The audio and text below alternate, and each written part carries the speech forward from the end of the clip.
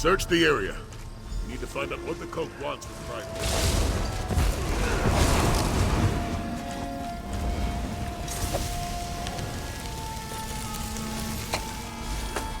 Doing something with Magic-y?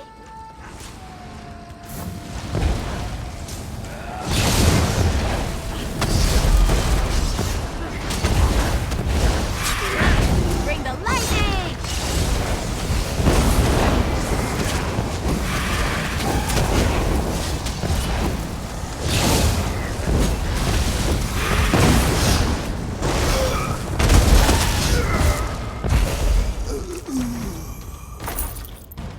Ha! That will teach you to mess with Ember the Sorcerer!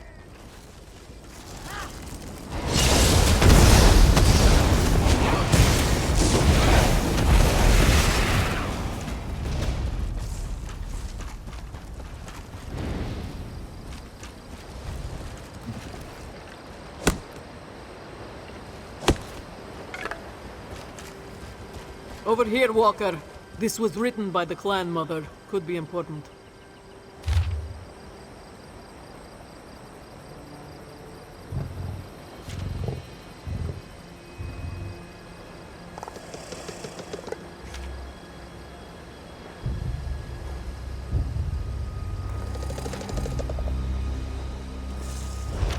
Seems there's more to Pride Home than we thought. The Pride of Alkosh. Forgotten mains who protect the threads of time, hidden away in this modest temple. Makes sense. This Pride of Alkosh protects elsewhere in times of great need. Dragons scheming to destroy us all would certainly seem to qualify, yes? Wish I knew, Walker. We could certainly use the reinforcements. You should find the clan mother and see what she knows, if she's still alive, that is. You'll find Zaji further ahead. He heard some bells and went running off. Quite bold of him. He may have a big mouth, but he's never been one for a direct fight. Has our little captain finally found his courage? Not good, if that's what you're asking. Many of the moon priests are already dead, and the cult has spread throughout Pride Home. I'm beginning to wonder what good we can do here. Agreed. Whatever they're after, we need to make sure the cult doesn't get it, even if that's just information. The clan mother should know something. See if you can find her.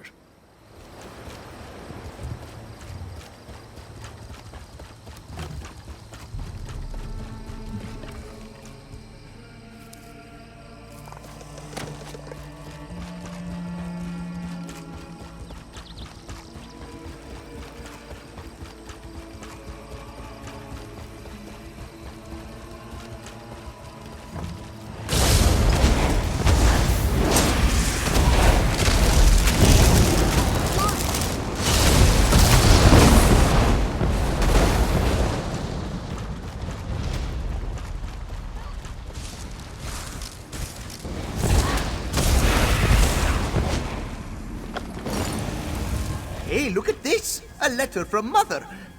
Peculiar, isn't it?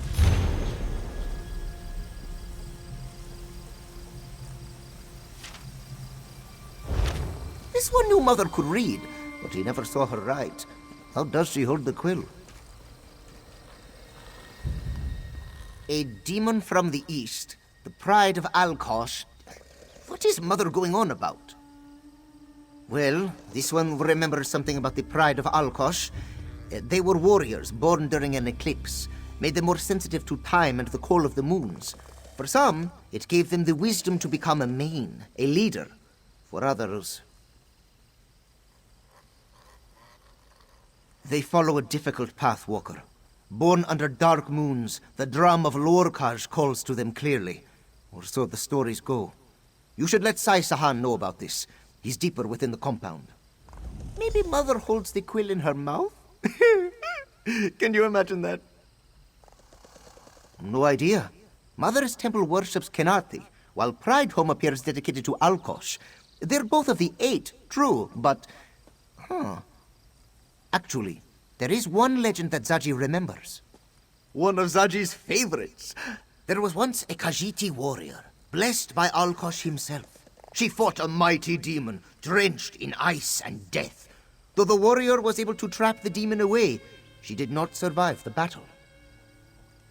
Zachi was getting to that part. The warrior's corpse was taken to Kenarthi's Breath Temple, where the moon priests prayed over her body for 4 days and 4 nights. On the 4th night, when both moons were full, Kenarthi herself appeared. With a single swipe of Kenarthi's paw, the warrior's spirit rose from her corpse. Together, they flew into the sky, past the sands behind the stars, and went to a place beyond all that is known. There, Alkosh welcomed his warrior home. So the legend says, but a Khajiit tale is as reliable as, say, a harlot's affection. One should not take either too seriously, yes?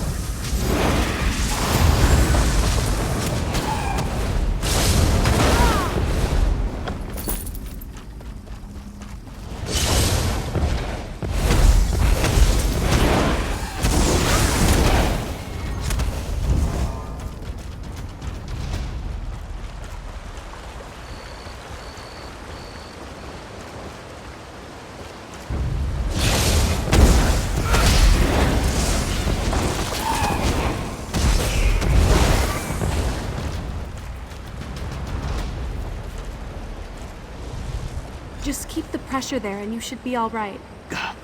Thank you, young Shal. You are with the Dragon Guard, yes? Do you know who attacks our temple? Rakajin? No. He was raised in this temple. We were brothers in all but blood. And yet, he's the one causing all this death, all this destruction. It cannot be true. Oh, they seek the clan mother. Noziwa does not know why. Please, she cannot come to harm. You must find her. The last this one saw, she was heading toward the inner temple. Sai Sahan went on ahead. Tell him about the clan mother while I get this one back on his feet.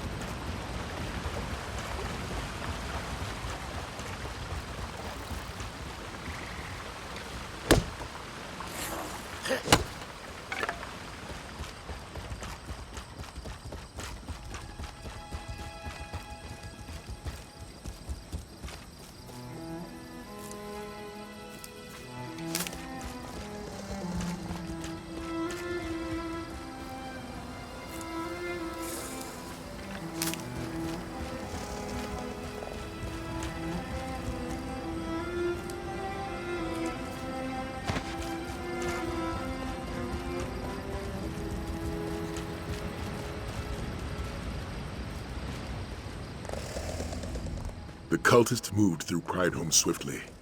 I suspect more await us beyond this gate. The Moon Priest here didn't even possess weapons to defend themselves with. Why would the Order of the New Moon attack this peaceful place? A Khajiit wise woman? Perhaps they seek her knowledge. It's said the clan mothers keep many secrets to themselves, often deceiving others with half-truths and riddles. Do you know where this clan mother is?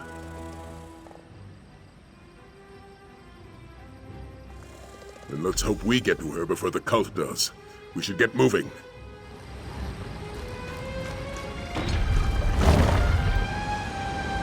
The inner temple is just ahead. Let's move.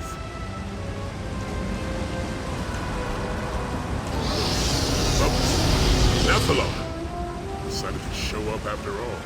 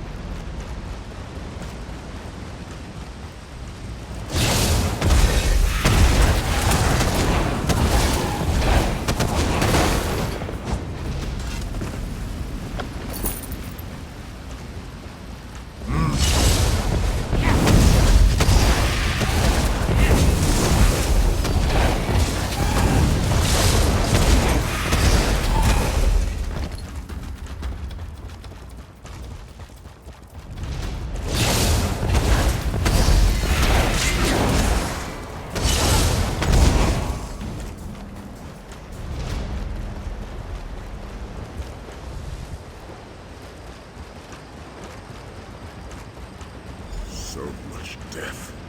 What could possibly warrant this massacre? We'll watch your back. You can count on us.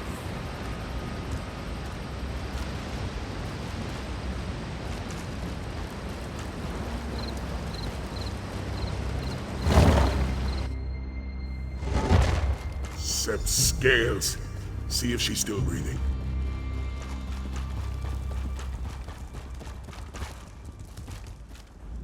The Dragon Guard comes to our aid, and the threads intertwine once more.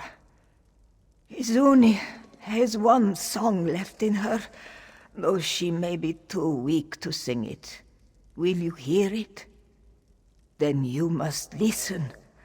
Once a cub was born under the eclipsed moons, destined not to lead as main, but to join the pride of Alkosh. We trained him as a holy warrior, a hidden protector. But that was not enough for Rakajin. Yes, but greed poisoned his heart. He wanted to rule over elsewhere, not protect it. Then the demon from the east returned. It promised the power of a new moon, and Rakajin listened. No time, no time. Alkosh, grant me a moment more. The mask. You must find the mask before Rakajin does. Seek the path. Let our founder be your guide. Her statue will... Step away, Dragon Guard. She has passed on. The clan mother spoke of the statue. We should examine it.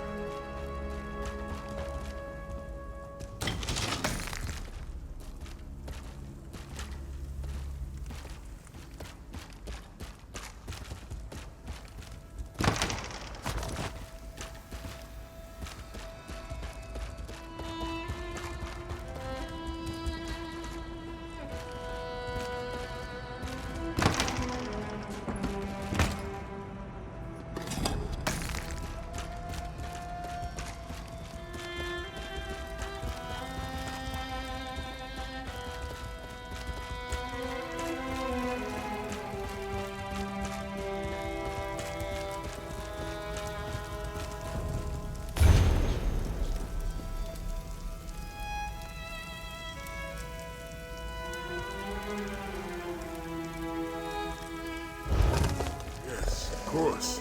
The statue wears a mask, doesn't it?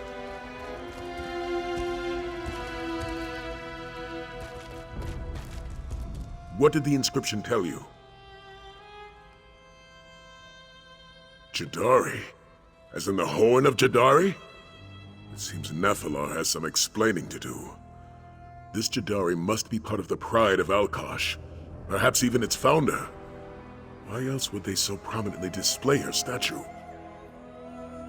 The Clan Mother requested we find the mask before Rakajin does, so I can only assume it's a relic of great power, something we wouldn't want in the cult's hands. We need to find this divine mask before the Order of the New Moon beats us to it. And let's see what our resident Red Beast thinks of all this. Hopefully Nephilar is still nearby. Let's ask him about Jadari and the divine mask her statue wears. Perhaps this time he'll be more forthcoming.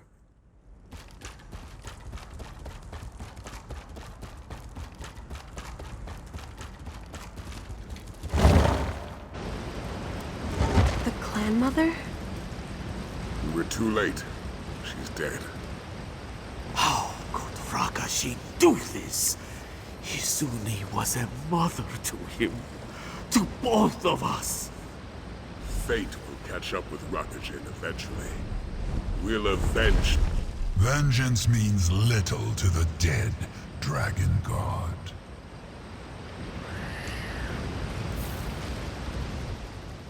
I have come, for all the good it accomplished. The Mask of Alkosh. Lord Vulan is a fool. His pathetic priest will never be worthy of such a relic. Not like Jadari.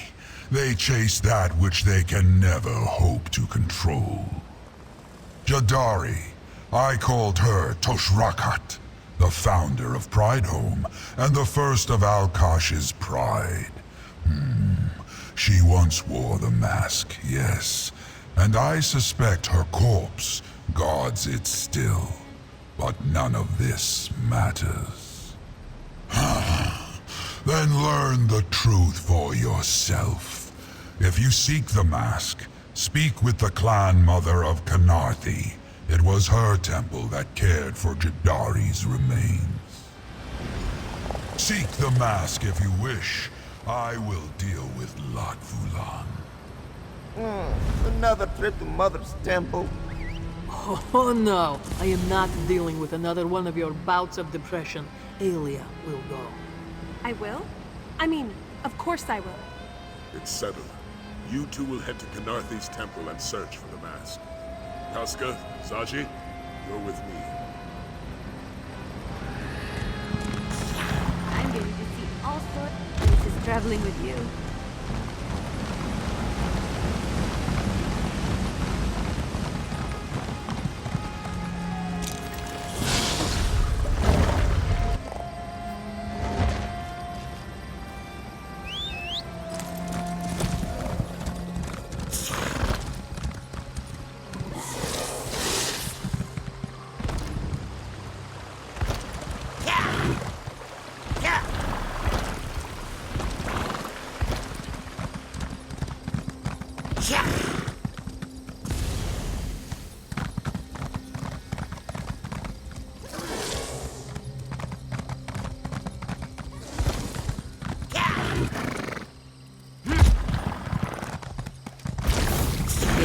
Light it up!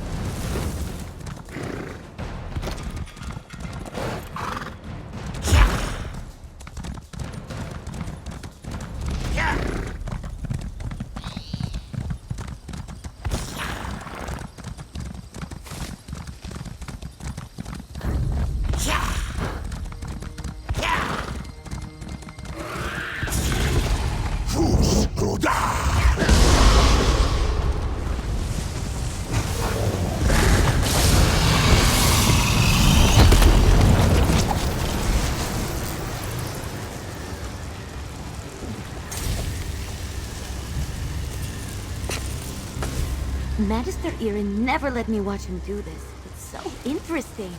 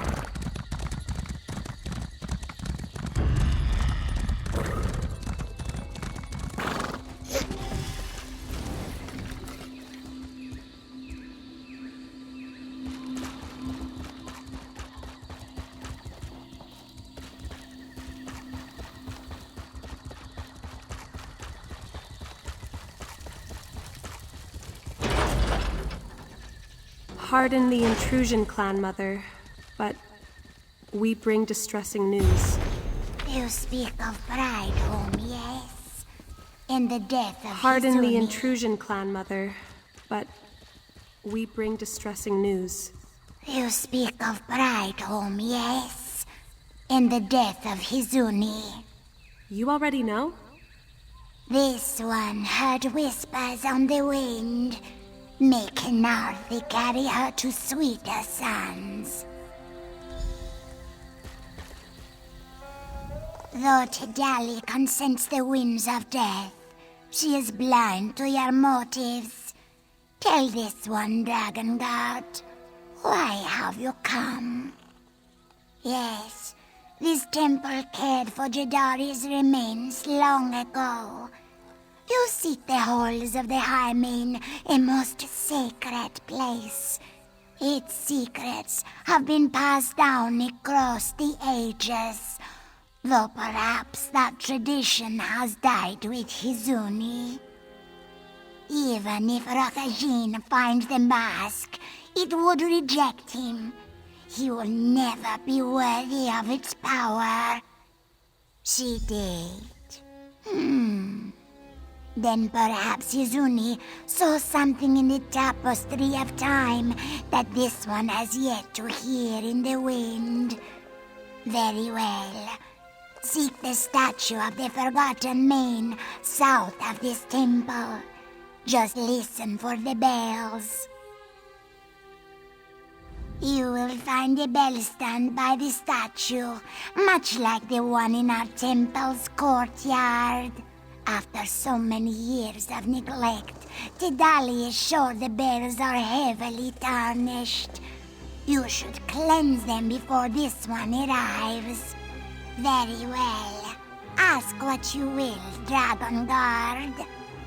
It is Elkosh's light made solid, made real, a gift, a burden, a claw to mend the tapestry of time.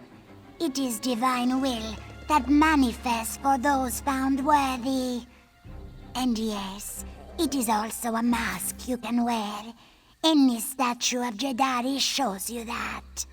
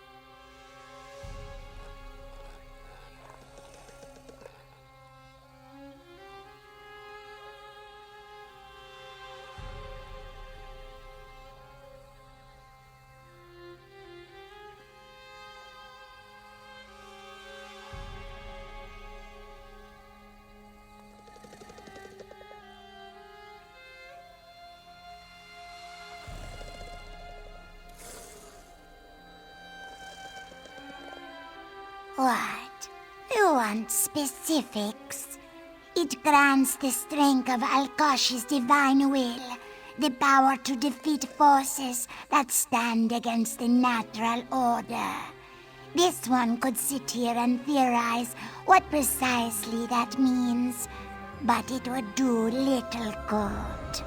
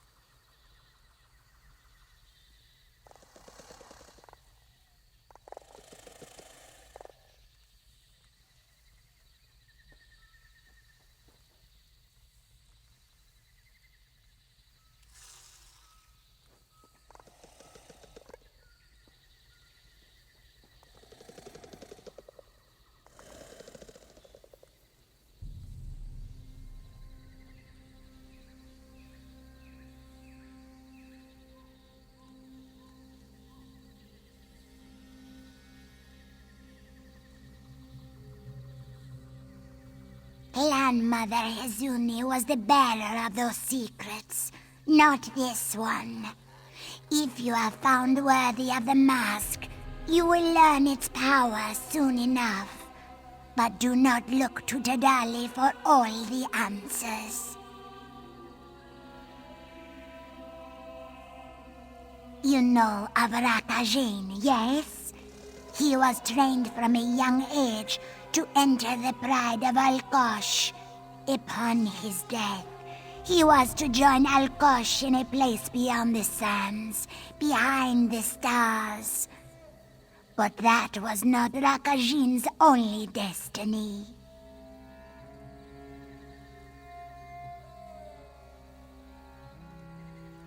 In times of great need, Rakajin was trained to obtain the divine mask from the halls of the Highmane. Through grueling trials and tests of will, he would prove himself worthy. And then he decided to become a dragon priest. Youth these days.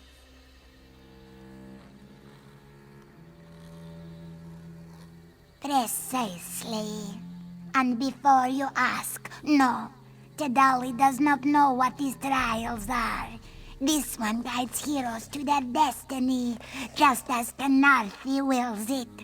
It is not her job to provide additional assistance or information.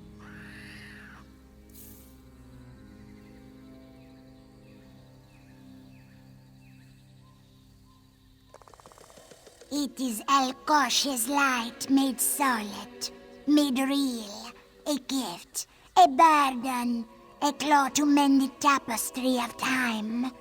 It is divine will that manifests for those found worthy. And yes, it is also a mask you can wear. Any statue of Jedari shows you that. What? You want specifics?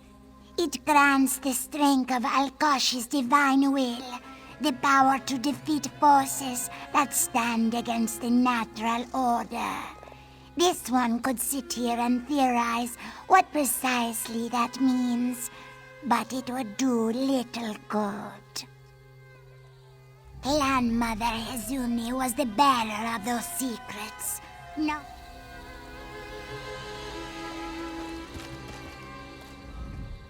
The halls of the Highmane. Sounds rather ominous, doesn't it? I don't think this will be a simple jaunt through some ruins.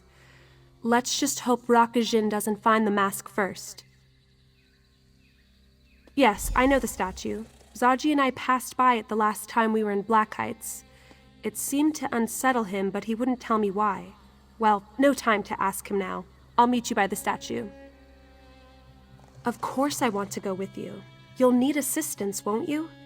I know that I might not be the strongest of the Dragon Guard, or the most experienced, or even the most resourceful. Trust me, I'm aware of my shortcomings, but I can still help. I'm sorry, it's just... I can't help but feel like I've let you all down. Yagrandu was dead by the time we arrived. Could I have done something to find him sooner? And Koska helped you find the Order of the New Moon, not me. And my father... It may not sound reasonable, but I can't help it. It's easy to doubt myself after so many failures. That's why I want to come with you. I want to do something right. I want to prove that I'm worthy of the title Dragon Guard.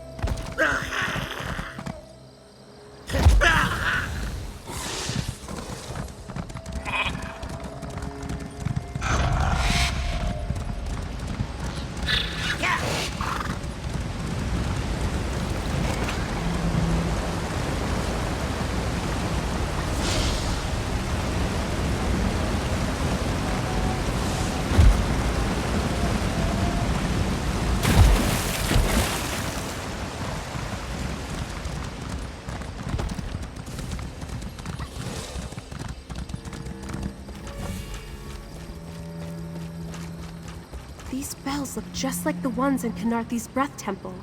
And look, they're all tarnished.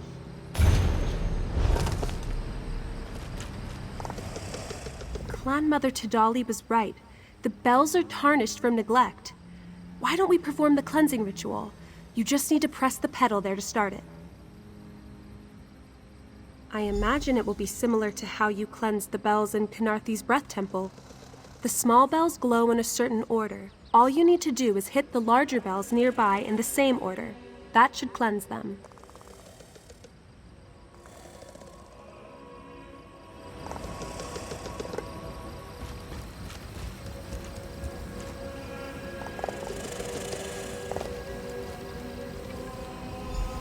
We need to hit the big bells in the same order as the little bells.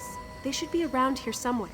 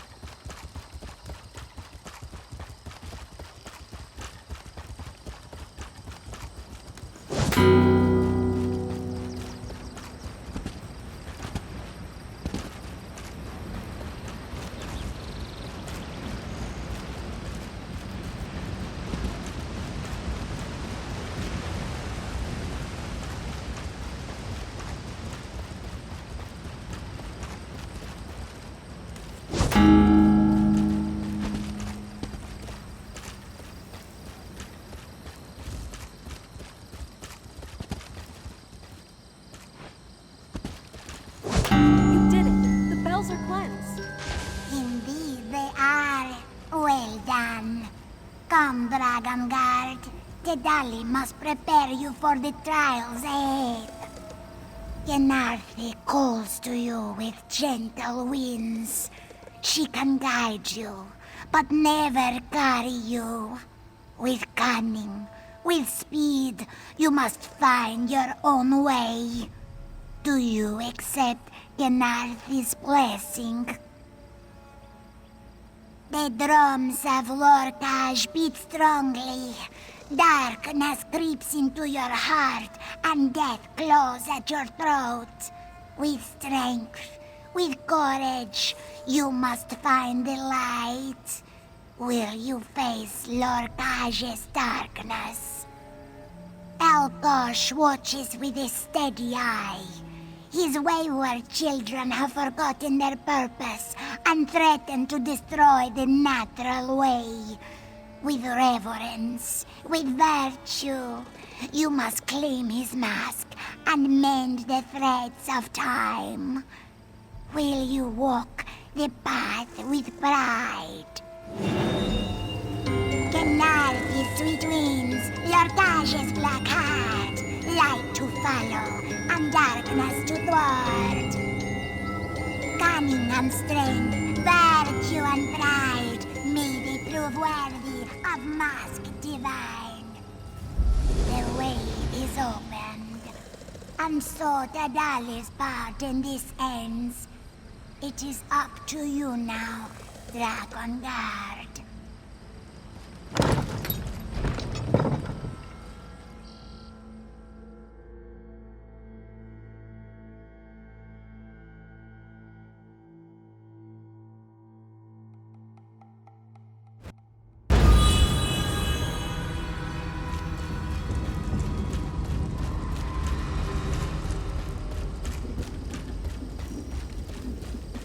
Our first trial.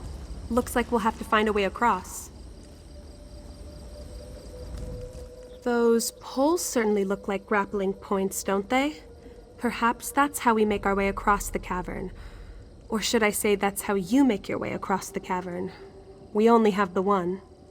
A grappling bow, of course. I confiscated this one from Zaji back in Senchal, but I forgot to return it to Sai Sahan. It's pretty easy to use. Just aim, shoot, and hold on tight. We just have to hope there's another path. When you reach the other side, look for anything out of the ordinary. A lever to pull or something to light. Anything that may help me traverse the chasm as well.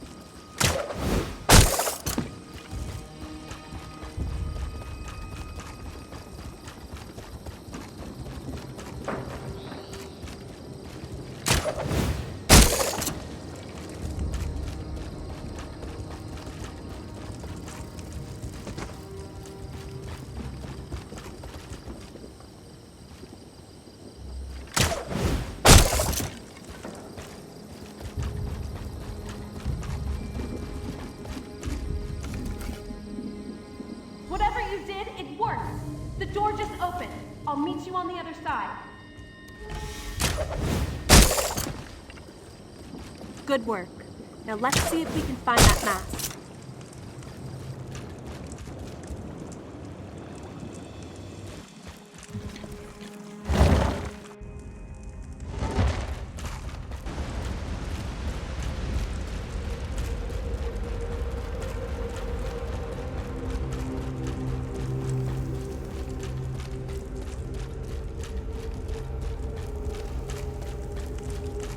Grandmother Tadali said you had to find light in darkness.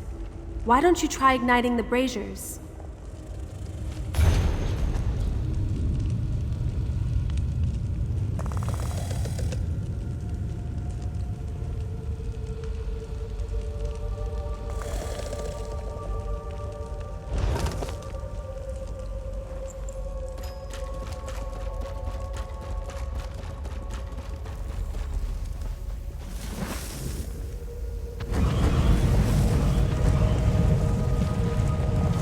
Don't underestimate us.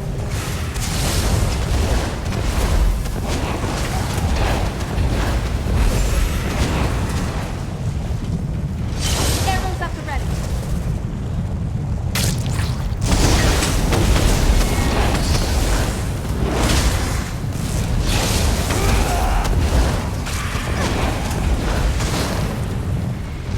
What are these things?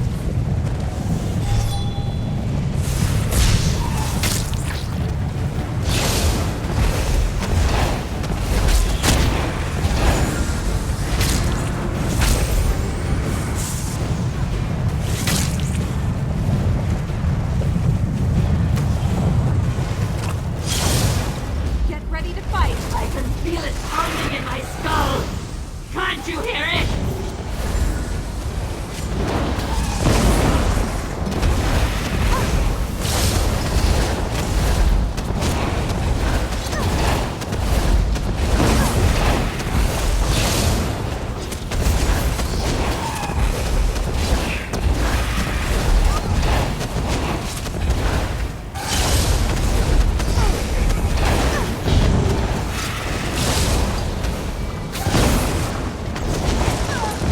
Defeating those enemies lit the lanterns by the shrine.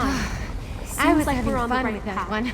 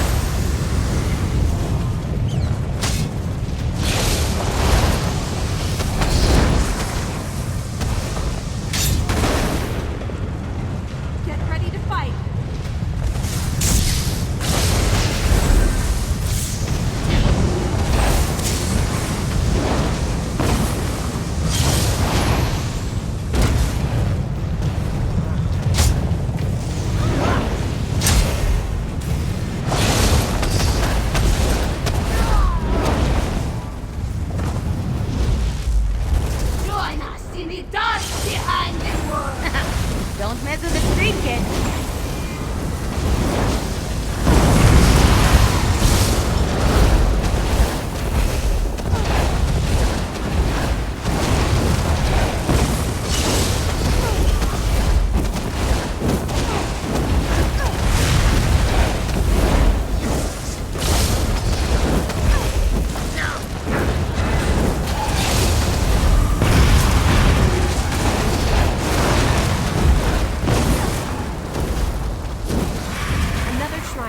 Only 2 more to go.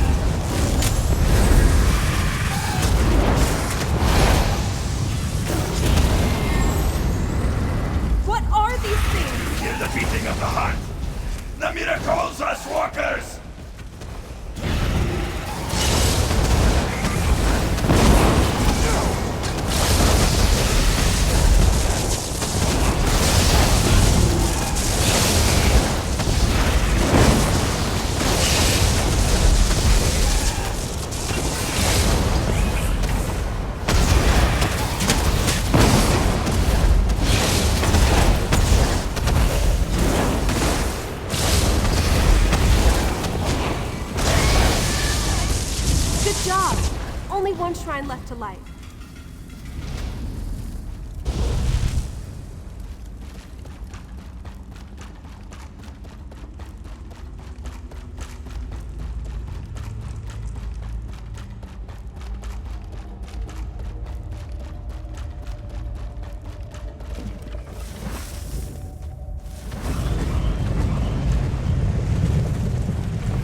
Get ready to fight!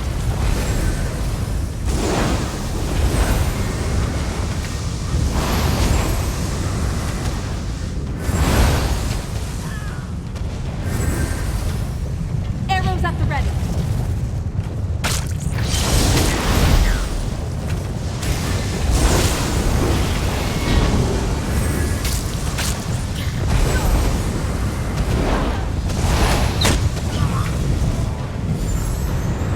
Look out!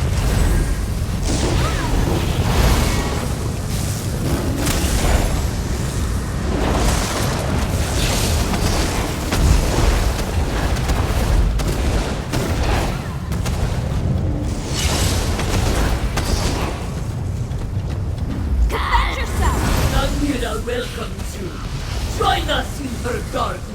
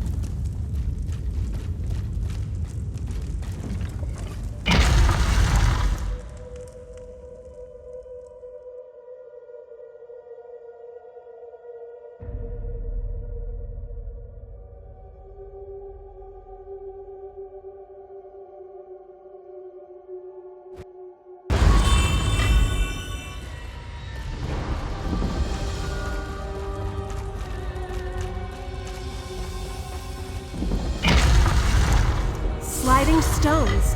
Casca told me about these. You move them onto panels to unlock gates.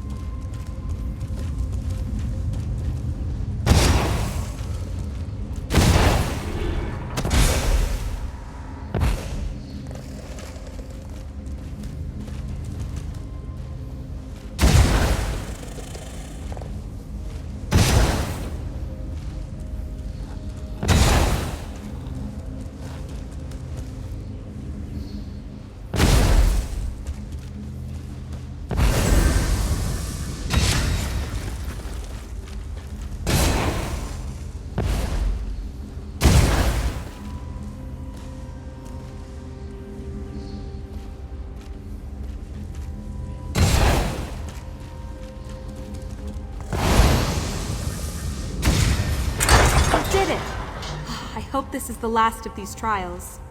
Come on, the mask should be just ahead.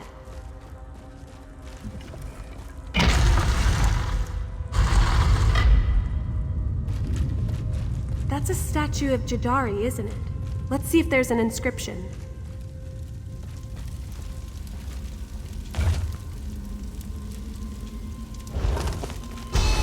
You have both ventured far and come so close, but only one may claim the mask of Alkosh. You who heard the clan mother's dying words, go now and claim that which you earned. Was that?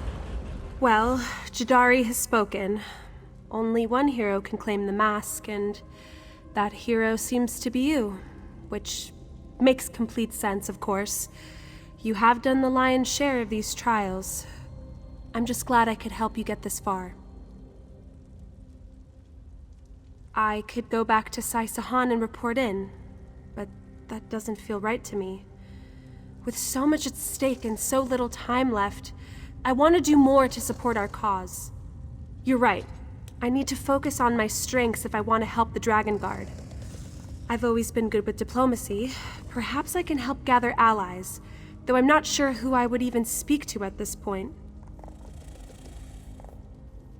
The Shields of Senshaw? Do you really think they would join us? Well, it's worth a try. Besides, we've learned so much about the Order of the New Moon and their plans. Maybe my father will finally understand just how dire this situation is.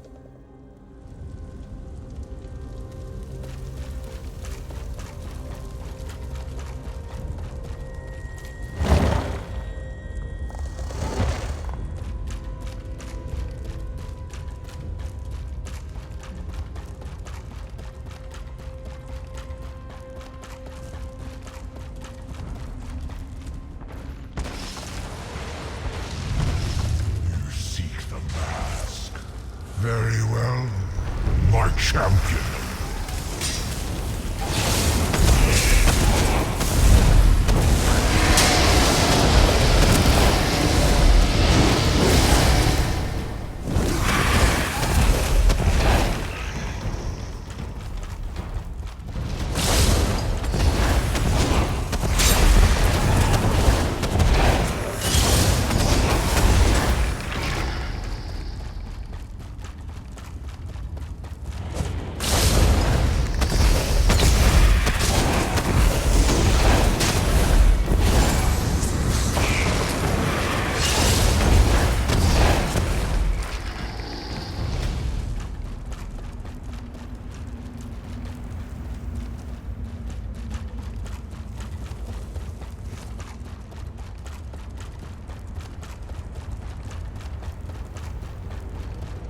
It is time, Rakaji.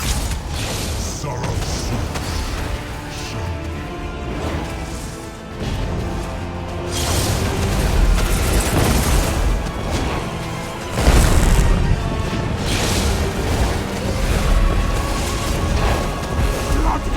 help me!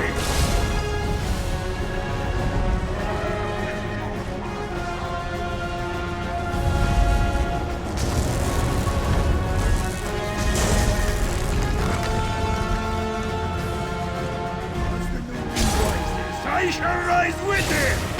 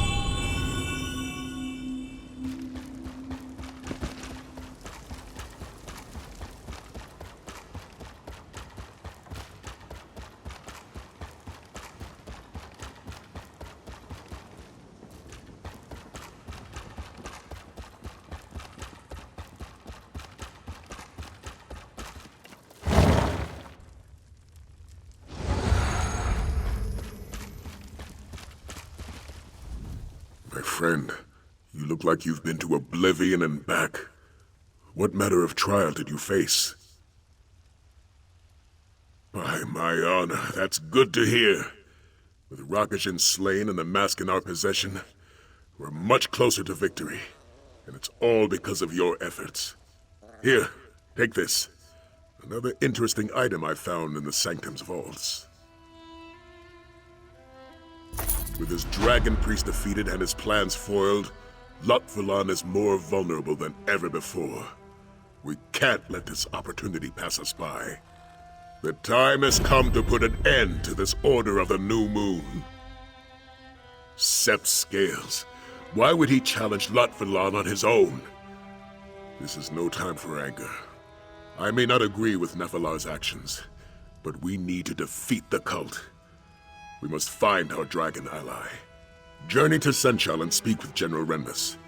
I don't expect him to join us in our fight, but he may have reports concerning Nephilar and Lotvulan's battle.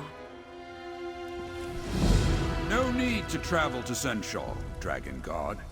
General Renmus. I owe all of you an apology. I thought I acted for the good of Senchal, but there is blood on my hands. If you'll have us, the shields of Senchal will fight alongside the Dragon God. We've always been on the same side. I'm glad you finally realized that. You can thank my daughter for all this. She can be quite persuasive when she wants to be. Just like her mother. The shields of Senchal are ready to aid you, Dragon God. Yes, those particular dragons aren't very subtle. There's been an abundance of sightings. The latest reports indicate they were heading north of Senchal in the company of a great deal of cultists and several dragons. Not yet. I have a contingent of soldiers stationed at the West Century Tower, just northwest of Senchal. They can let you know the current location of your fighting dragons. I'll work with Captain Sai Sahan to formulate a plan of attack. We'll march north of Senchal as soon as we are able.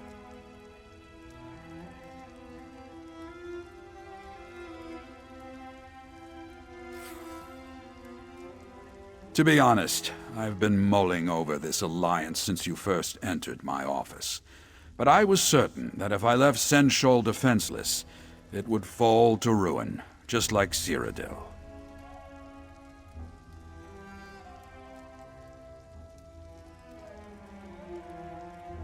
When I left Cyrodiil all those years ago, the unimaginable happened. My Emperor was killed, and Daedra attacked, and I wasn't there to defend my home. That knowledge changed me. I couldn't let something similar happen to Senchal. We face the darkness of fear to find the light of courage. That's something my wife often said, and something Aelia just recently reminded me. I can't let fear dictate my actions, and so I will join with you. Tactical information, supplies, soldiers. Now that we're in this fight, you'll find the shields of Senchal an invaluable ally. I haven't left Senchal completely defenseless. Besides, if we don't defeat Lotvulan now, there won't be a city left to defend, unless my daughter has exaggerated the dangers. A cruel race, these dragons. They would rather rule over ashes than allow us to remain free. It's not just Senchal at stake, or even elsewhere. All of Tamriel is in peril.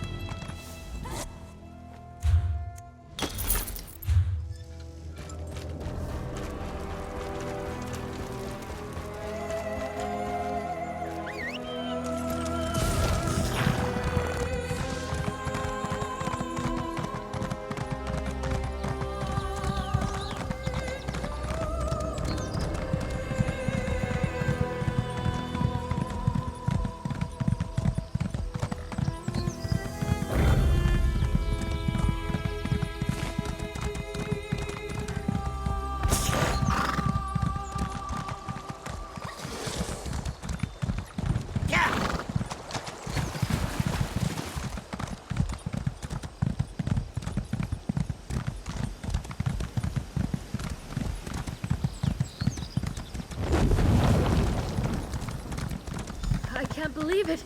We actually fought a living, breathing dragon. It's not breathing anymore.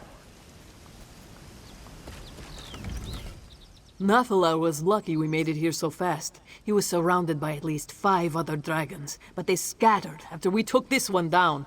Zaji grounded it himself. I'd say I'm proud of him, but it was probably sheer luck.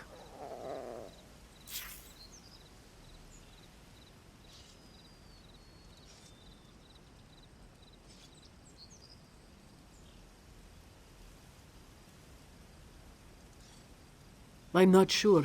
He fights with the fury of a wounded Sench, but that could simply be his way. Still, despite his confidence, not even Nephilar can stand against such numbers for long.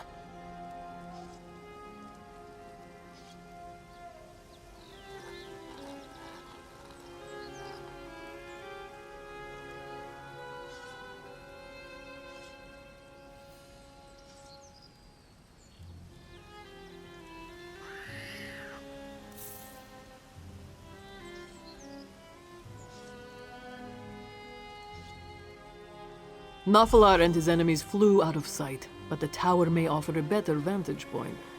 Zaji is up there now. Perhaps he saw where they went.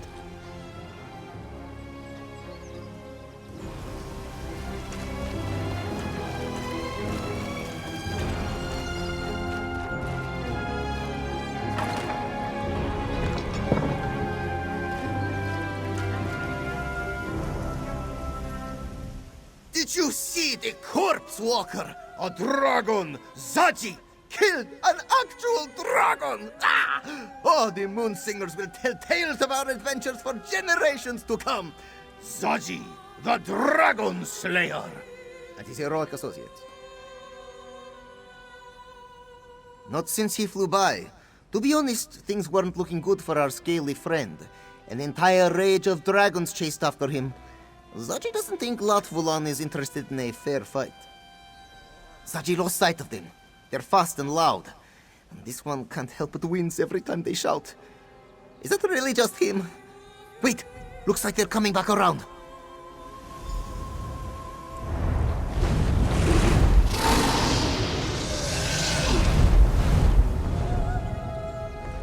Looks like they're headed straight to Doomstone Keep. Huh, what could they want with that old ruin? Sai Sahan will want to know about this. We'll report in while you go after Nathalar.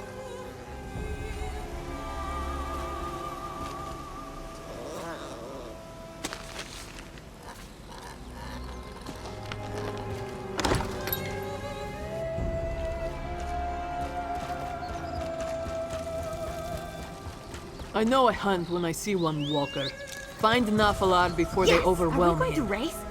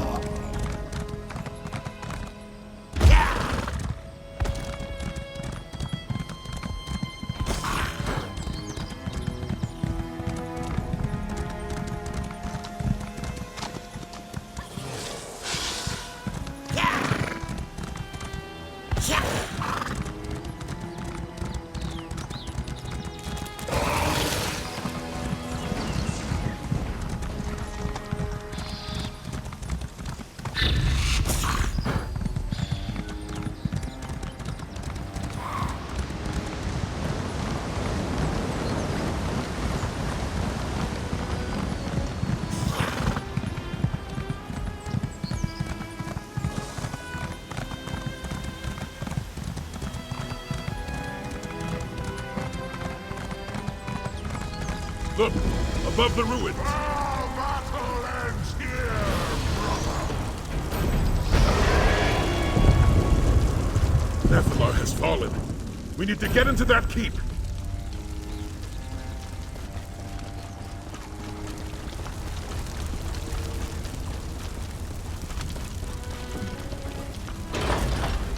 What are we going to do now? Without reinforcements, we have no way to take the keep. As long as the Dragon Guards still stand, there is always a way.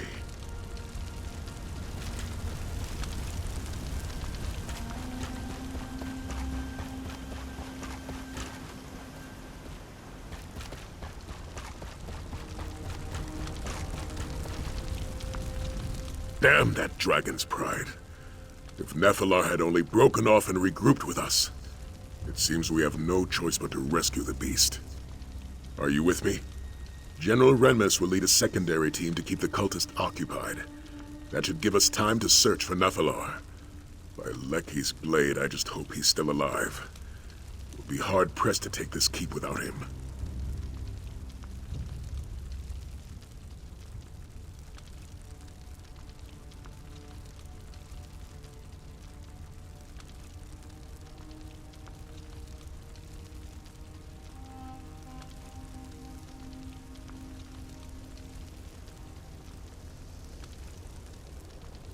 The cult is gathering around Latvalon, most likely to empower him using their Aeon Stones. Yet another advantage they have over our forces. This is it, my friend. Our chance to prove ourselves. To prove that the Dragon Guard still protects the people of this world. You scout ahead and find a way forward. I'll join you in a moment. Have no fear. Zaji, the Dragon Slayer, has arrived. We are never going to hear the end of this.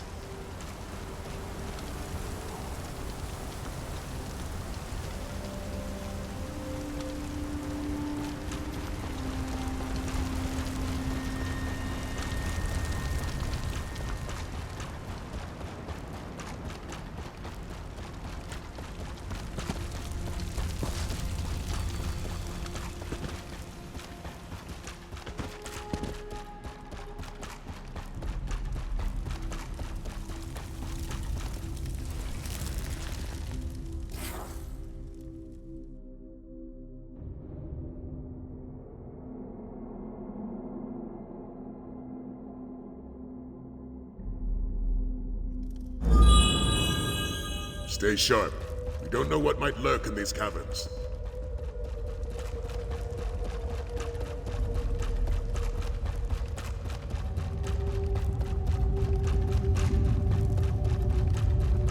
That looks like Nephilar, down below. Let's see if we can find a way to get to him.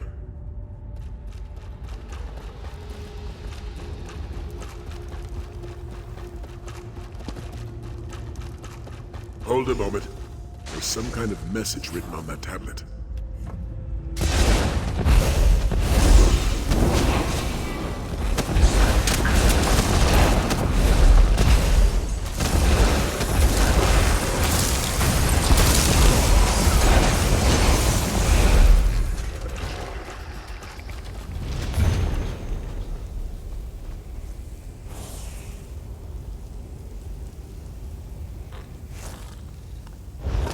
In a rather roundabout way, it seems like this tablet is telling us how to move forward.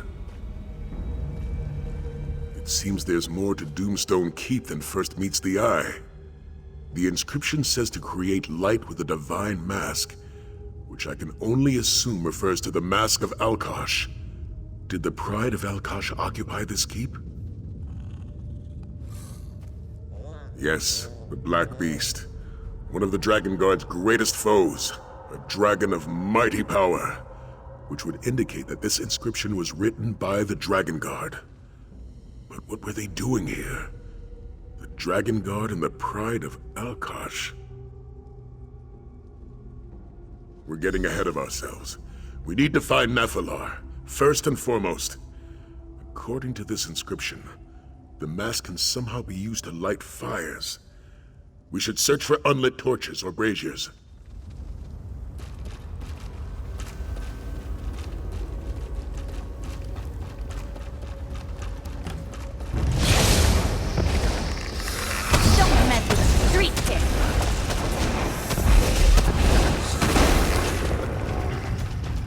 There.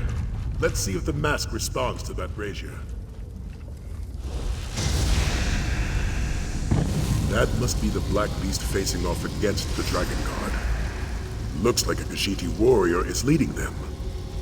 Perhaps she was a member of the Pride of Alkosh.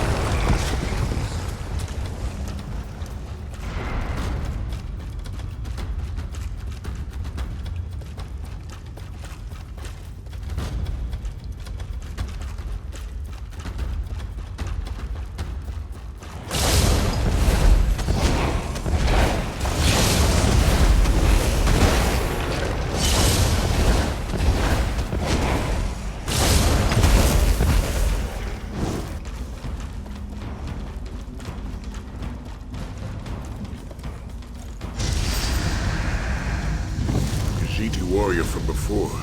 She claimed the Mask of Alkosh just as you did. Wait, could she possibly be Jadari?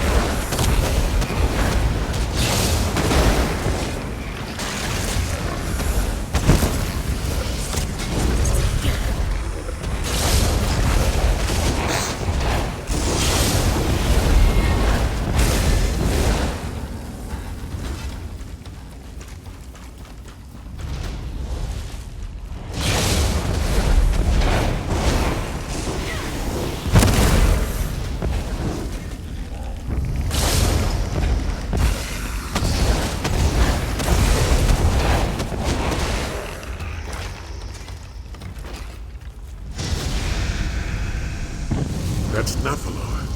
Jadari is offering him the Mask of Alkosh, but he's refusing her. It seems to symbolize something, though I'm not sure what.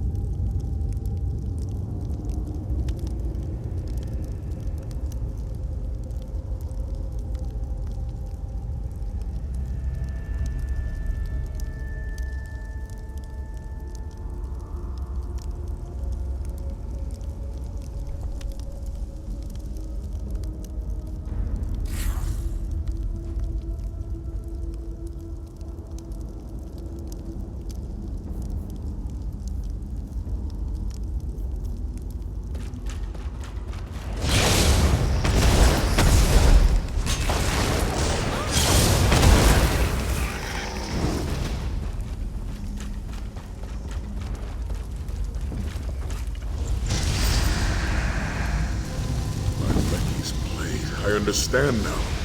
The Black Beast is Latvalon. The Dragon Guard sealed him away, though it cost Jadari her life. And Nathalar is nowhere to be seen.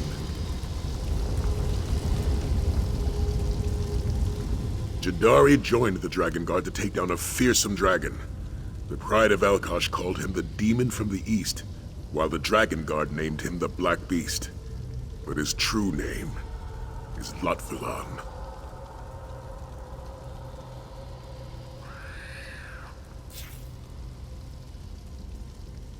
Precisely. She must have needed the mask's power to defeat Latvalon. Jadari and the Dragon Guard had another ally as well, Nathalar. He gave them his own horn to use against Latvalon, but he also refused Jadari something. And then the final battle. Jadari fell, but the Dragon Guard was still able to trap Latvalon. For centuries he was sealed away beneath this very keep, until he escaped, that is. Which leads us to today's battle. What I'm interested in is how Jadari was able to use the Mask of Alkosh against Latvalon, though I suspect Nathalar may have some insight on that as well. We should continue our search.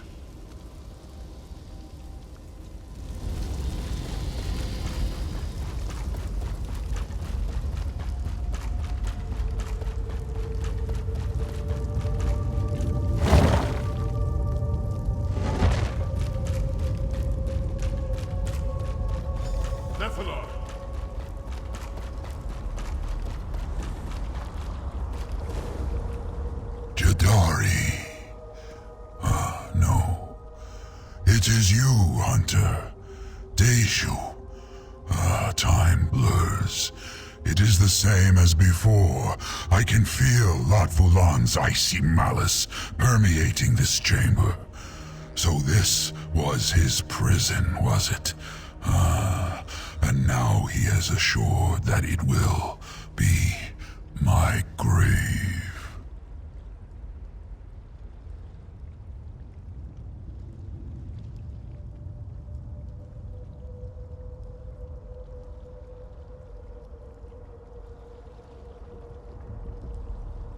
Yes, I gave her my horn, but it was not enough. And so she asked me to empower the Mask of Alkosh, so that we could slay Latvulan and end his terror. I refused. Latvulan was sealed away, but not before Jadari fell in battle.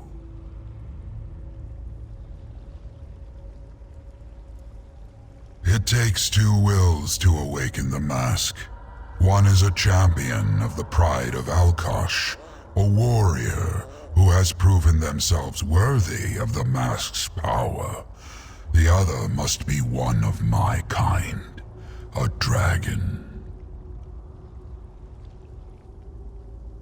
Fenjuntid, the will of my father, the Dragon King of Time.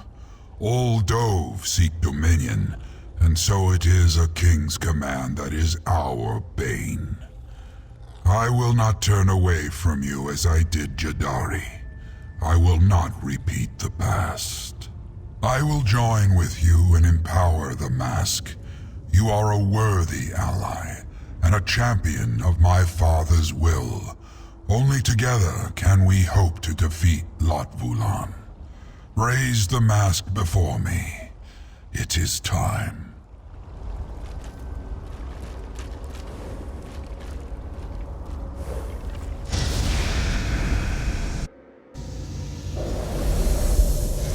Zordrun Kolos, myth made manifest. A trick of the mask and nothing more. Come, let us see what lies beyond the dunes.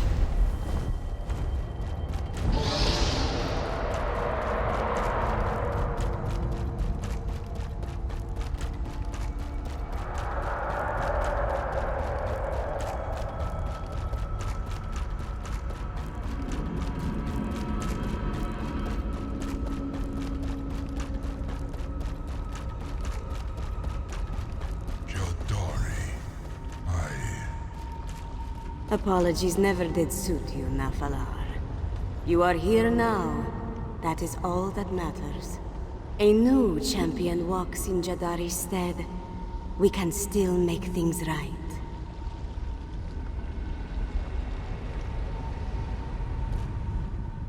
Poor Rakajin.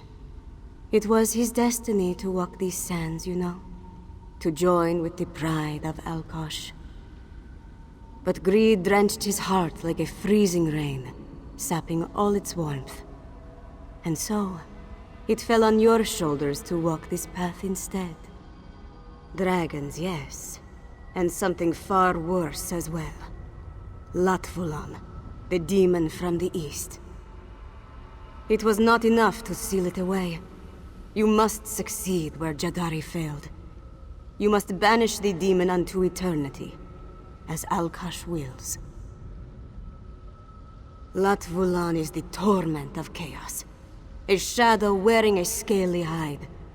It seeks to drench this world in anguish, as is its very nature. It will pave the way for another, a new moon filled with darkness. Then the tapestry of time shall unravel. Alkash watches we mortals with a weary eye. He will lend his power to one worthy, yes. But only if we are granted the aid of his blood. Only a dragon's power can awaken the mask. You seem willing. Can you say the same of Nafalar?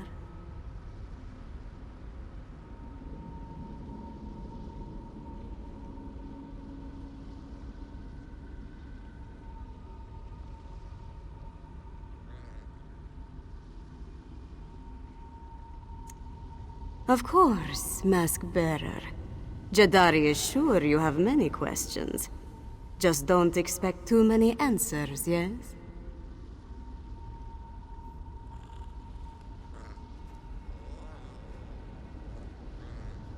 It is not a place, but a story that has been and will be told time and time again.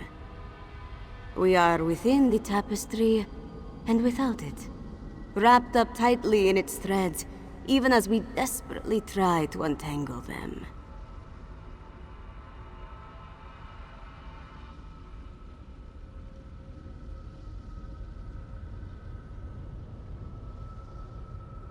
Alkosh is he who weaves the tapestry, and also he who is the threads.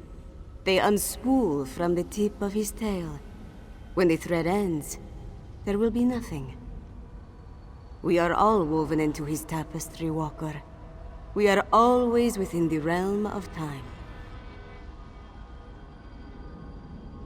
Perhaps that is why Alkosh entrusted the Khajiit with his secrets, no? You compare the sands of the hourglass to the moments which pass through time. Can they truly be the same? But then, are they truly so different? It is one answer only the Dragon King knows. Perhaps not in a way so easily understood. It is not a place, but a story that has been and will be told time and time again. We are within the tapestry and without it, wrapped up tightly in its threads, even as we desperately try to untangle them. Alkosh is he who weaves the tapestry, and also he who is the threads. They unspool from the tip of his tail. When the thread ends, there will be nothing. We are all woven into his tapestry, Walker. We are always within the realm of time.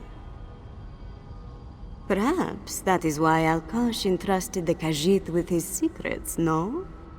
Jadari was born under eclipsed moons, yet was destined to never become main. And as she listened to the moons, they sang to her a song as sweet as candied moon sugar, until the day their song became the steady beat of drums. The darkness of Lorkhaj had stained her soul, the bruising purple of spilled wine. Soon, all she could hear was beautiful, terrible whispers. And so this one decided to make her way to the sands behind the stars, before she was forever lost.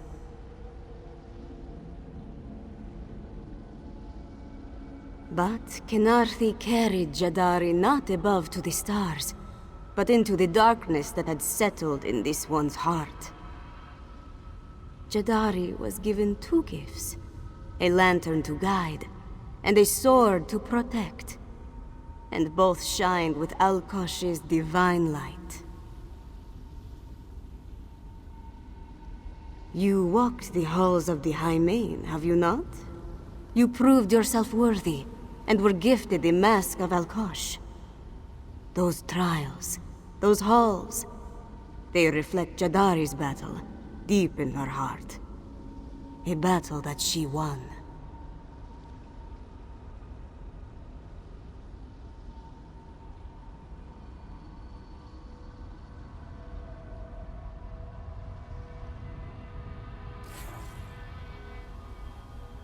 Jadari was gifted the Mask of Alkosh and told to protect his most sacred tapestry.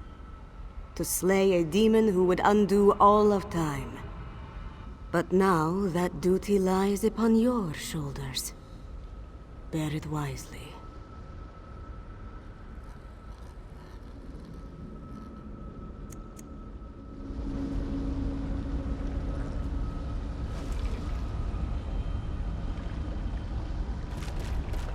Go before King Dragonheart. It should only take a few words. Do you remember Nakalan? Words to mend the tapestry?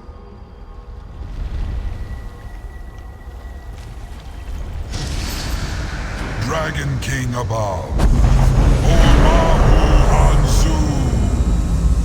This mortal is worthy. Wavogri Krenti. They shall mend your threads. Go. Harness the might of Alkosh to overcome the evil from as it was always meant to be. Our strength is now one, Akatus. Let us finish this. Reach the surface this way. Let's move out.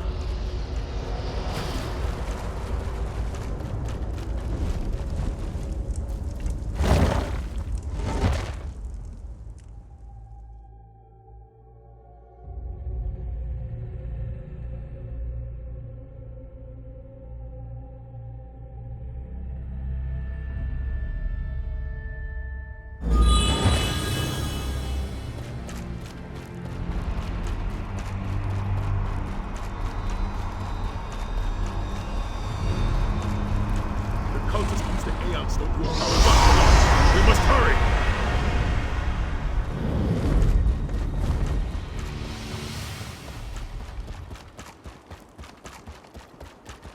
The time has come, Akatus. So this is the power of the Mask of with the might of Alkosh. Come! We'll stop the cult from calling in reinforcements for Lothalon.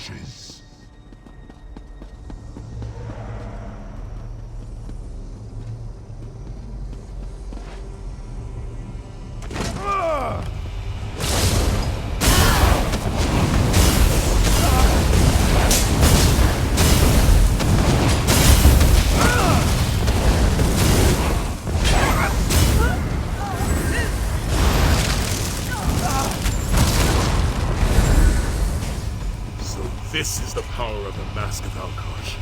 Come, we'll stop the cult from calling in reinforcements for Lothalon.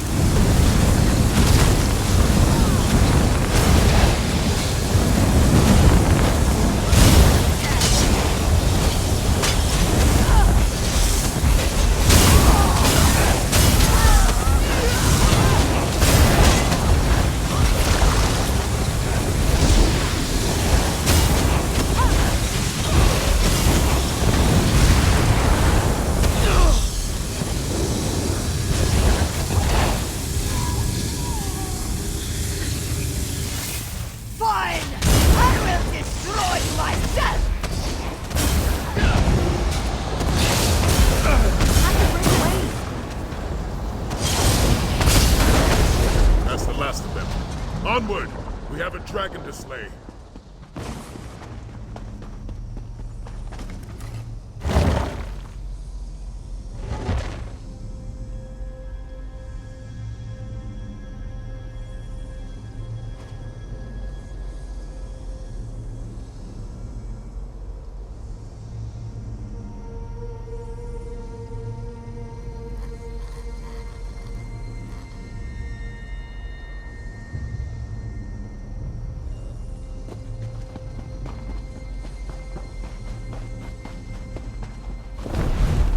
The time has come, Lord Mulan. Our battle shall end here.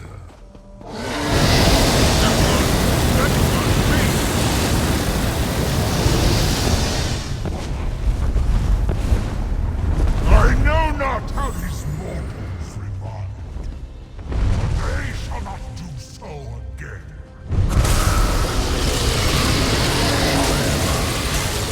You shall face me.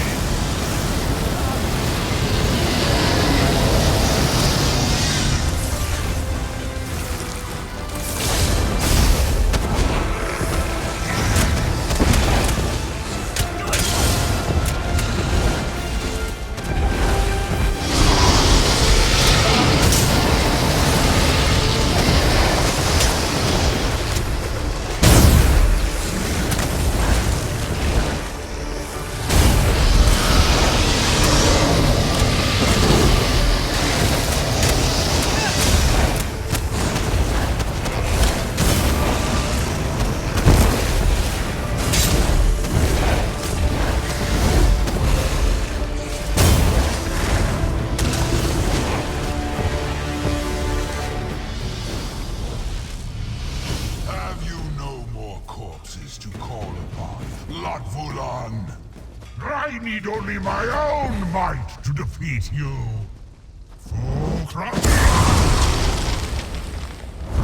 Now, little mask bearer, let us see how you handle my cruel might.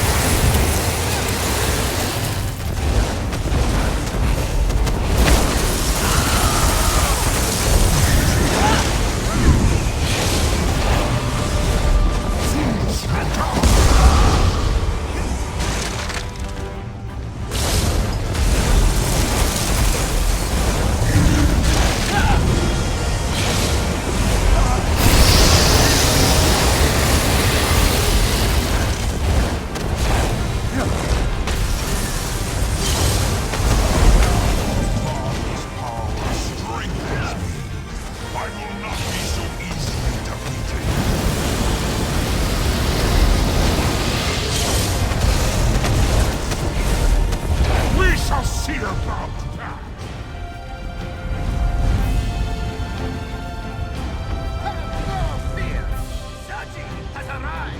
We'll handle this right. We'll cover you. Protect Templar.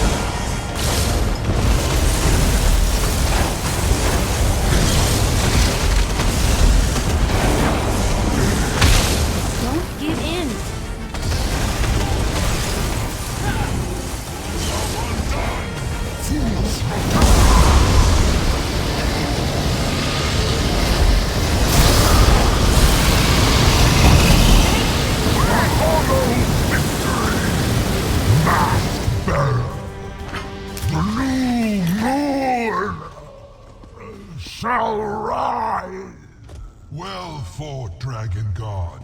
Lot Vulan is slain. Now I shall ensure that nothing We fought hard for remains. this victory, Dragon Guard.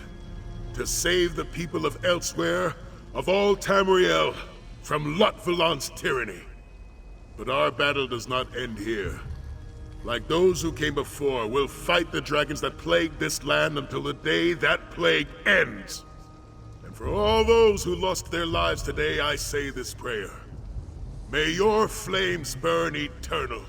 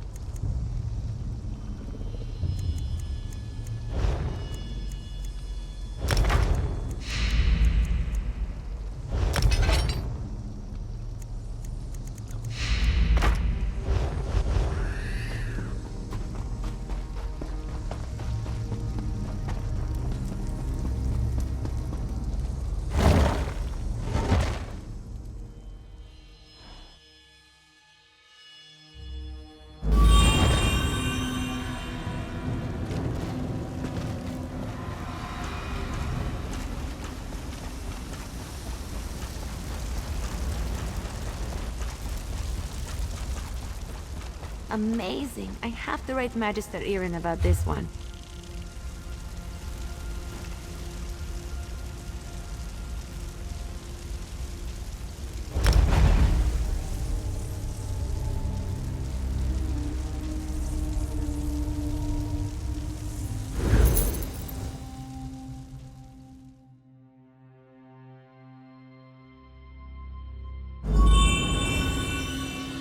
You should have seen the battle, Mother. Flames and ice, swords and arrows. It was spectacular. Mother must say, slaying dragons is certainly a step up from stealing temple air.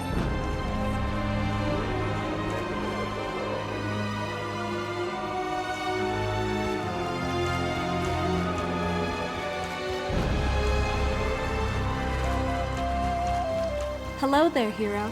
Have time for a chat? We did it. Senchal is finally safe from Lot Vulan and the Order of the New Moon.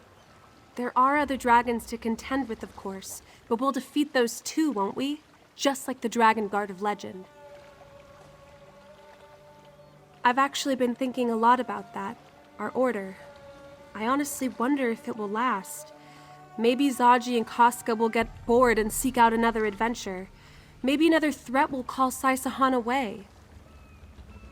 A little. But mostly the thought makes me sad. I've come to think of the Dragon Guard as a family of sorts. And I fear that if the Order disbanded, if there was no longer a reason to fight, I would lose that. I know. There's no shortage of work. I'm just being silly is all. But then there's also this feeling that our battle isn't truly over. Which is an even scarier thought, isn't it? What is the new moon that the cult worshipped? How did Lot Vulan plan to rule over Tamriel? They're just questions that keep bouncing around in my head. It might be nothing, but I'm just not sure this is over yet.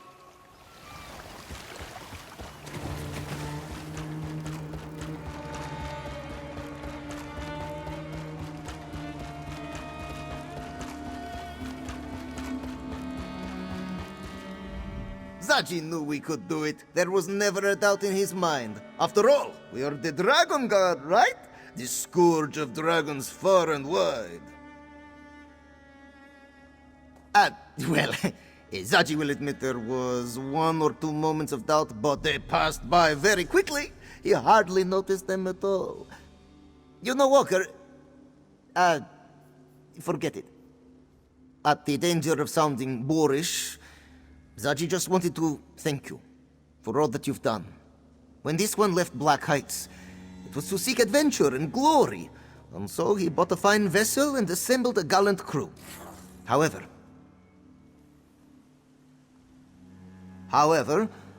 adventure and glory is a bit hard to seek out. It's not often you come upon signposts asking for mighty heroes to save the kingdom. Well, maybe you do. Seems like you have that sort of luck. The point is that Sai-Sahan was right to doubt Zaji and his crew. We were smugglers, not heroes. Ruffians trying to make enough gold to get by. And then you came along and asked us to take you here, to this island. And now the Moon Singers will tell stories of us for generations to come. So, thanks for giving Zaji a chance to become the hero he always knew he could be. And for letting us come along with you on this unbelievable adventure.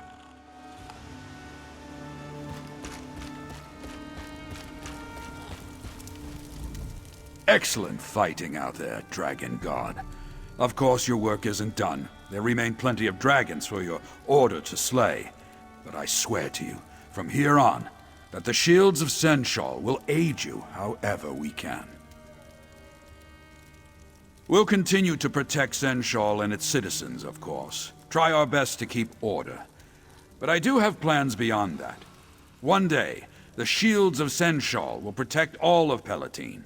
No more hiding behind city walls. As much as I would like to keep my daughter by my side, I don't think that would be wise. She's grown so much during her time with the Dragon God.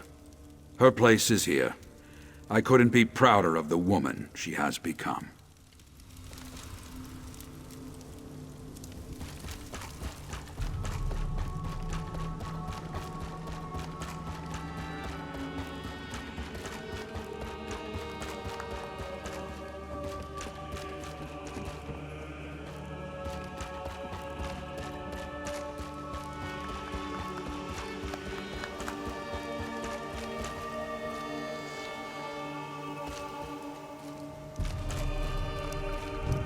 Congratulations on the win, Mask Bearer. Just do not brag about it, yes? I get enough of that from Zaji.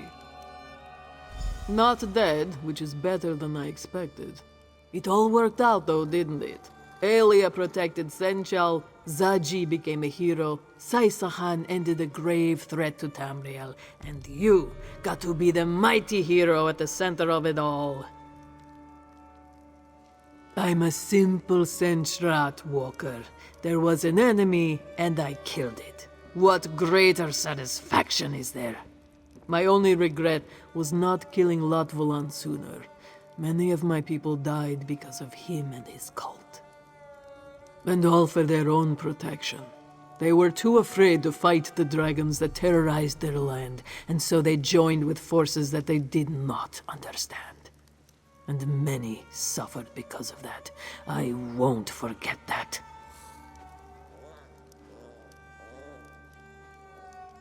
But there's still dragons in Elsewhere.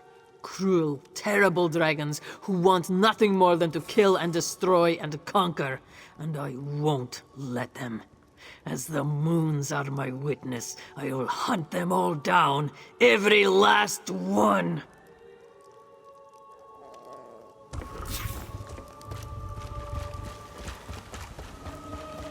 Damned! The people of Elsewhere cry out, why do these dragons plague us so? The answer is simple, because we have not killed them yet. You stand ready to hunt these creatures, yes? Dragons sail across Elsewhere, burning everything in their wake. Most run and hide. We do not. But to kill a thing, we must catch it first, yes? Only a fool would chase them on the wing. No, we must hunt them where they feed. Track the beasts to their hunting grounds. There, they grow fat and lazy. In that moment of weakness, gather your allies and slay them.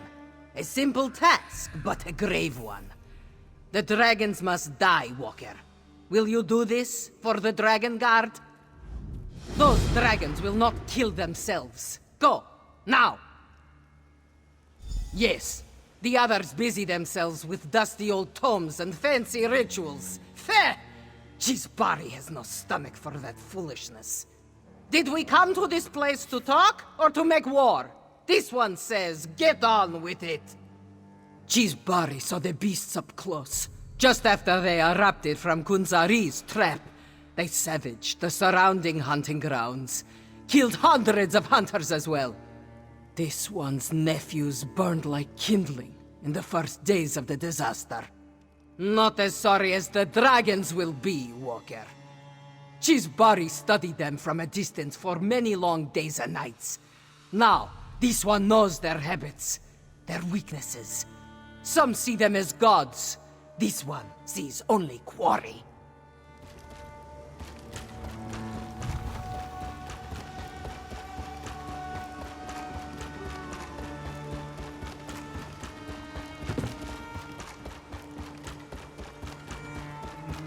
Just the warrior. At long last, we defeated the Black Beast. Today we finished a battle the Dragon Guard began centuries ago. A fitting start to our own order, I must say.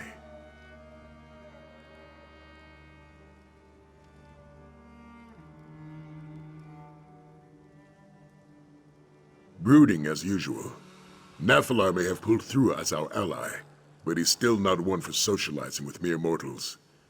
He did say he wished to speak to you when you returned.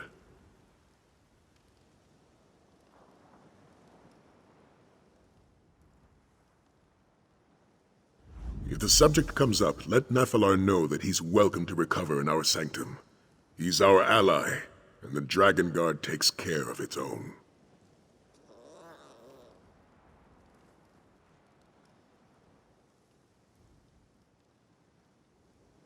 Far more confident of our Dragon Guard, I must admit.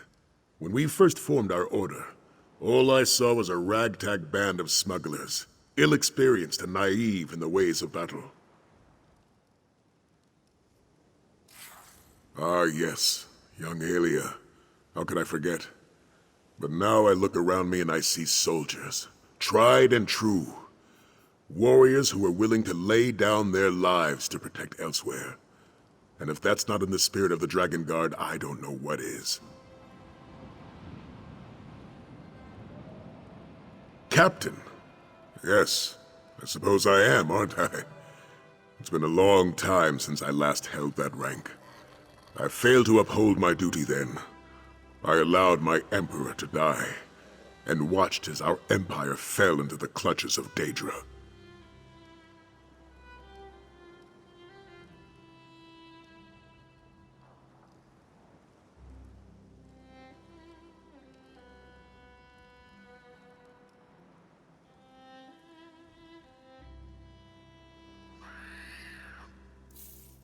And now I have another chance to make things right.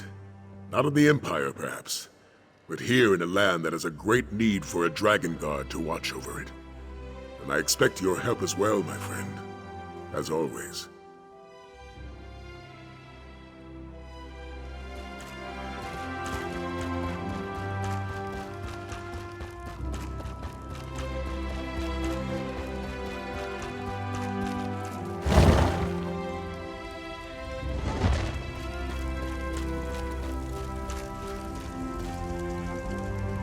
Excellent battle, Akatus. Your might helped seal Lot Vulan's fate. He shall never challenge me again. Indeed, and our foes seem to thwart us at every turn. Lot Vulan killed Yargrandu before he could join our alliance, and his corpse was turned against us. The cult destroyed Pride Home in their efforts to acquire the mask of Alkosh. Though it was no easy task to do so, the halls of the High Main presents challenges that few dare to face. Yet you conquered them all and proved worthy of Alkosh's divine power. A feat few mortals can claim. You have certainly proved yourself worthy of the Mask of Alkosh. Just do not expect it to ensure all your victories. Its power was only awakened through our connection. With my departure, it shall be but a mask. Not yet. We defeated Lot Vulan, but I sense another power lurking in elsewhere. Something dark that threatens to disrupt my father's order. When the time comes for you to face it, I shall aid you. I give you my word. And keep the mask. It suits you. Your order may not have the power or skill of the dragon god of old, but our alliance has proven far more useful.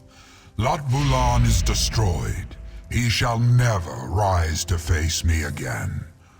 Vomindok Fez. An unexpected outcome.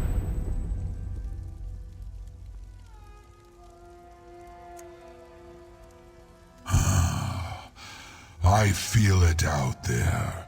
A malevolence that stretches across this land like a thick fog. A power that dwarfs even Latvulan's. I believe it to be one of my kind. A dragon of great strength and greater hunger.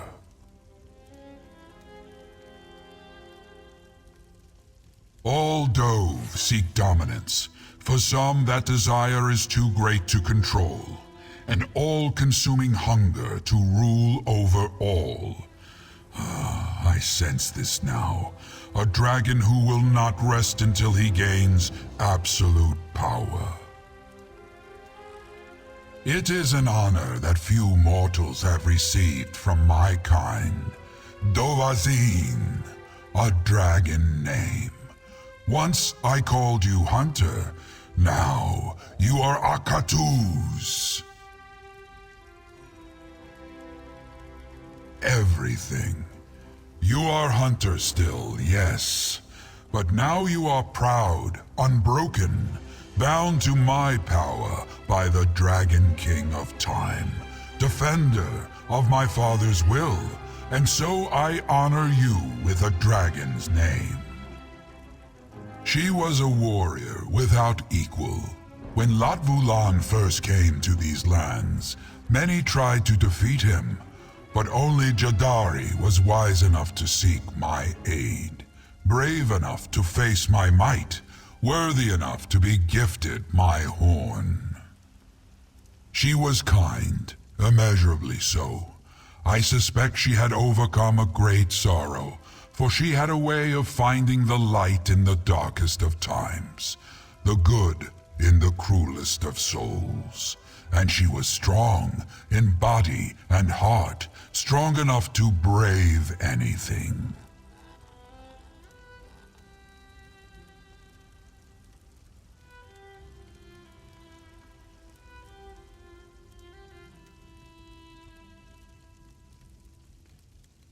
She was my father's chosen, was she not?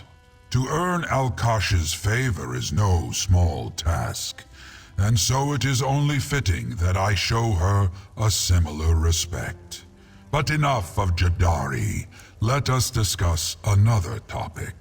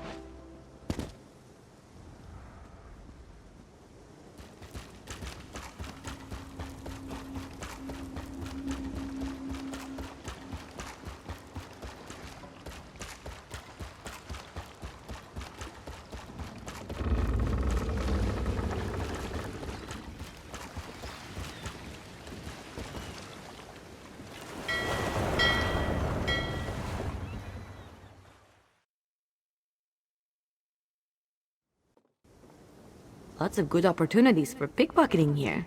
Just saying.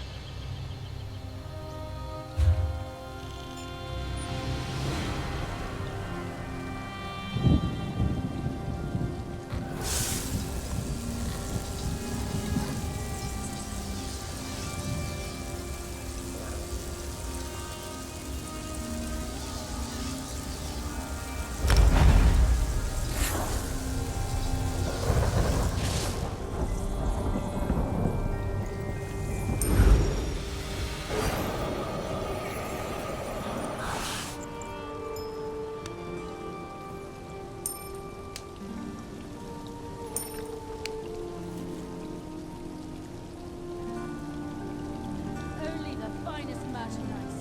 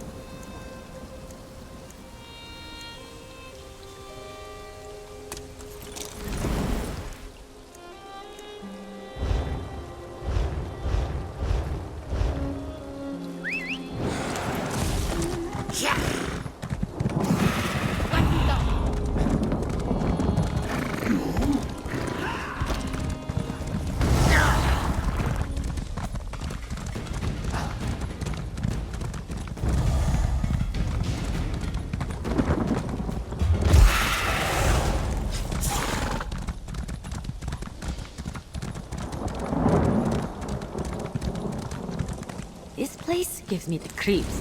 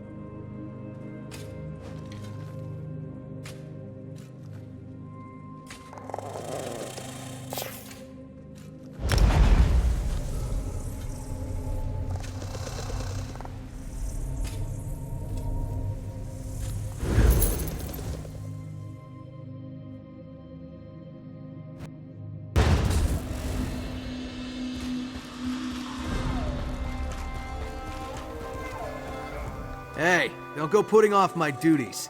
I'm providing a vital service for the Dragon Guard. Whew. I guess the Dark Elves did bury them with it. You've just been lugging it around like that? You're as bad as Zaji. I won't dock you anything for leaving it to me to clean up. Just this once. Here's your pay. Shove off now. I got reading to catch up on. Was just getting to the good bits.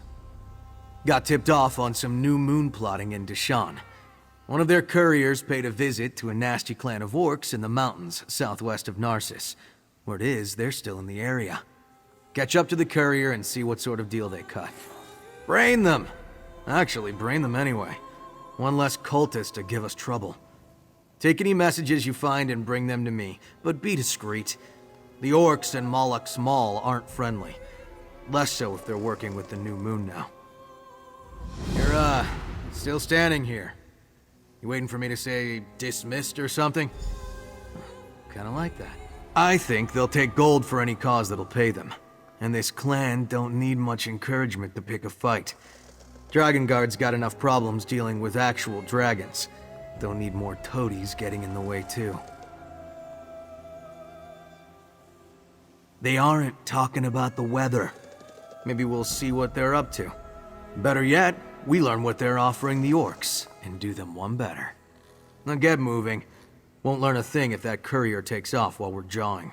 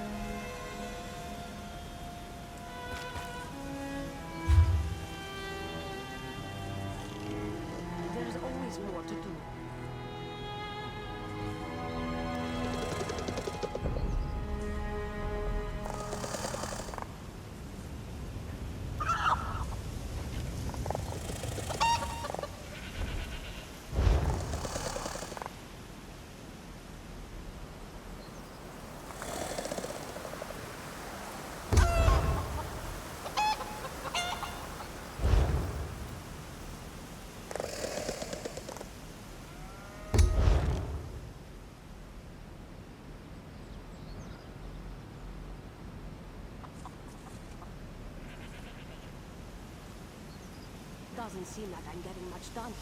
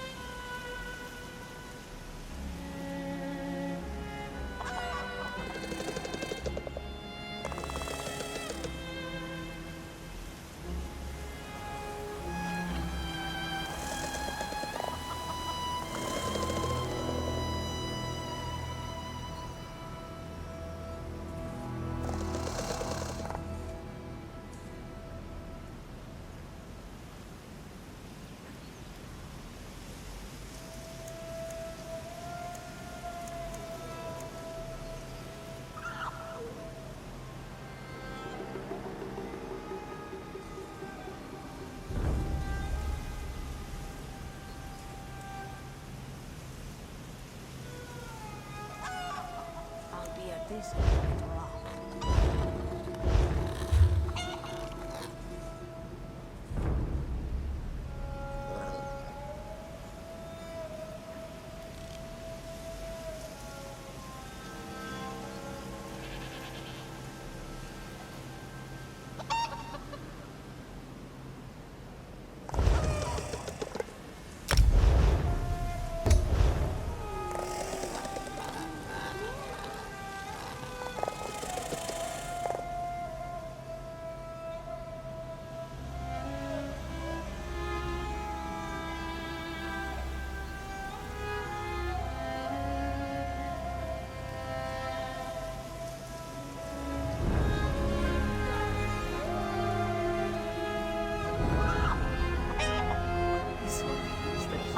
Dragons is the only correct choice.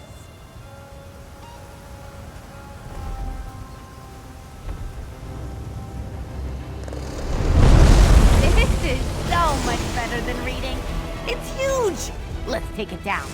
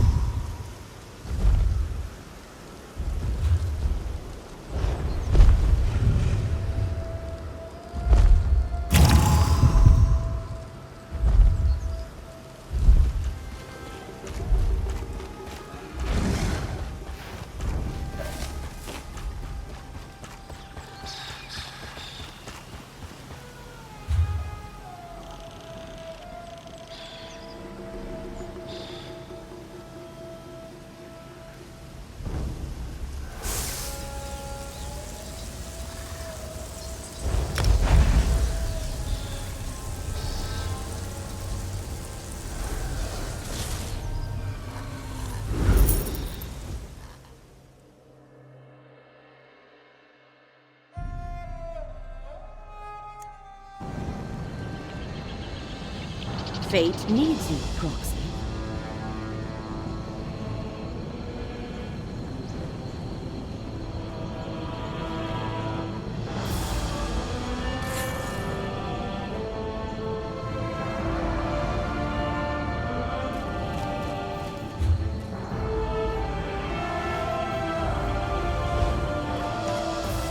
As Hermaeus Mora, the one who knows, foretold, we meet again, Proxy. Many diverse twists of fate have led us to this nebulous... too complicated. I come with a gift, a purpose dark and heavy, an opportunity to fulfill the contract you signed. We are bound together by a common danger. Enemies of Hermaeus Mora threaten his realm of oblivion, and in so doing pose a threat to the mortal world as well. Therefore Mora sent me to meet you here and secure your cooperation.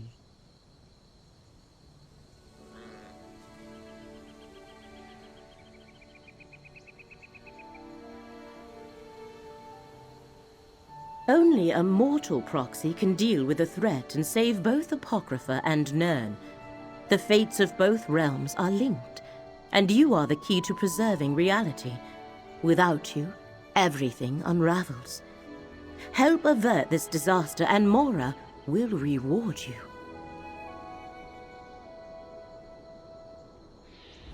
The one who knows instructed me to give you this, a condensate of planar potentialities. You will not understand. It is ink. Take it to the Ulvano cistern, a ruin near the city. Pour the ink into the water, and your path will become clear. One or more of Hermaeus Mora's rival princes, although they have yet to reveal themselves. They work through agents, such as whoever sought the glyphics when we first met. A spider lurks at the center of this web. I am sure of it.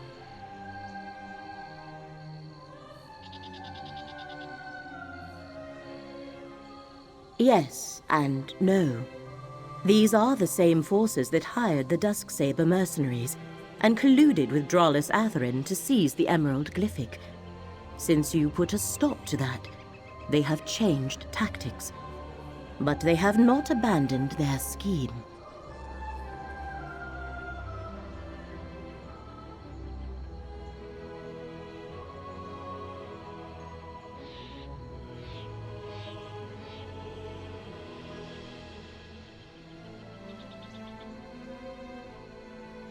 Have you never heard of the Daedric Prince of Forbidden Knowledge? The Lord of Fate? The riddle unsolvable? Hermaeus Mora knows everything. He is the wisest of the Daedra. Every secret and all knowledge finds its way to Apocrypha in time.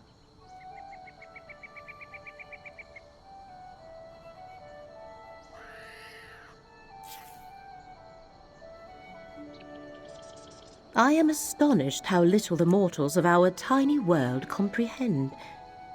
Apocrypha is the realm of Hermaeus Mora, his home and seat of power, one of the countless realms that drift through oblivion. Please, do not ask me about oblivion.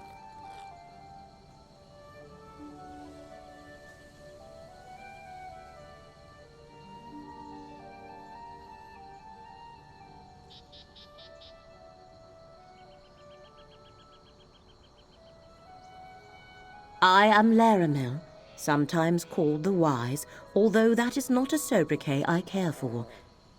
I seek to comprehend the emergent truths elicited by the... never mind that. I am a scholar.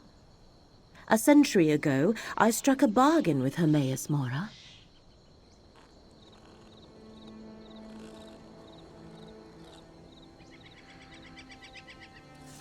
I do not worship him, if that is your question. The Prince of Knowledge is an ally and patron. Mora provides me with access to rare and esoteric lore. In return, I undertake various tasks for him. A mutually beneficial arrangement.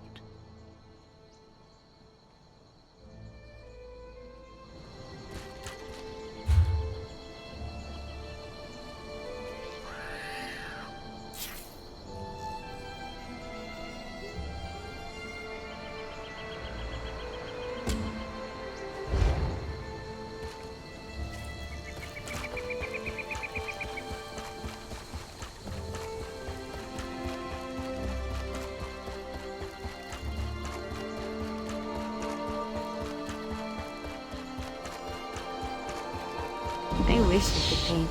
This would make quite the picture.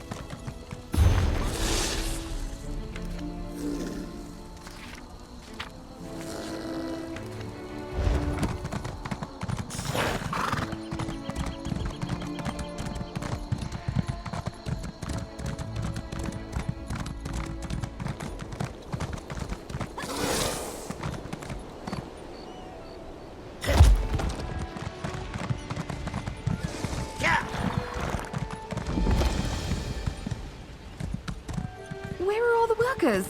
The overseer was supposed to meet me hours ago. What's inside? Come on. You there, do you work here? As a notary for the Quama Consortium of Necrom, I demand that you explain why production has halted. Are you aware of the irreparable harm this is inflicting on our image?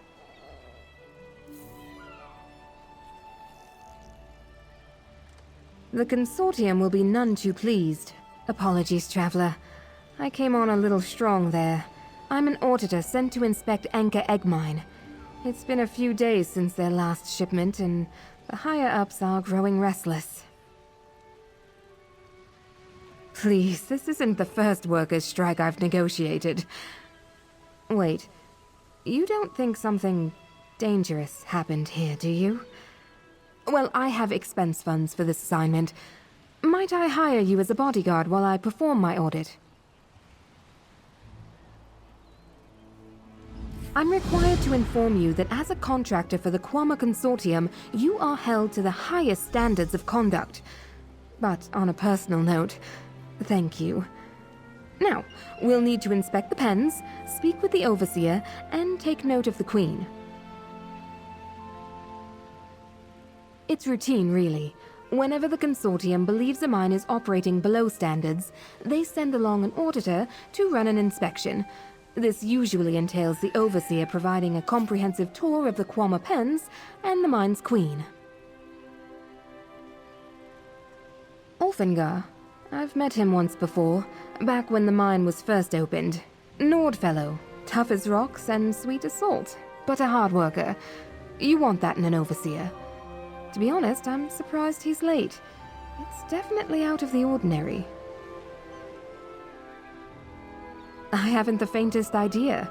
I was only sent along to conduct an audit, though the Consortium did seem rather on edge. They said I should expect to hear all sorts of excuses, from cave-ins to cultists. Laughable, I know, but it's part of the job.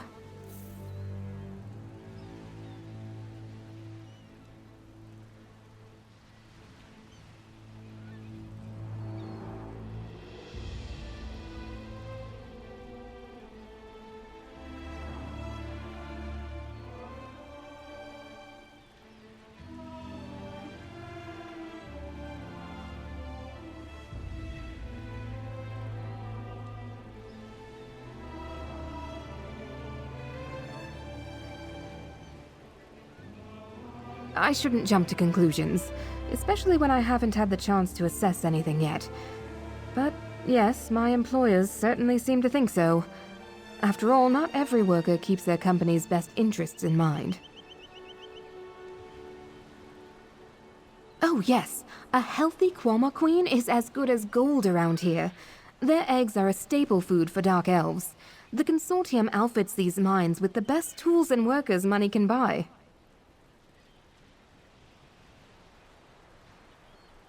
The Quama Consortium of Necrom oversees the care and husbandry of egg mines on the peninsula. Their export of eggs is second to none, but even one mine operating below expectations can lead to grumbles among shareholders.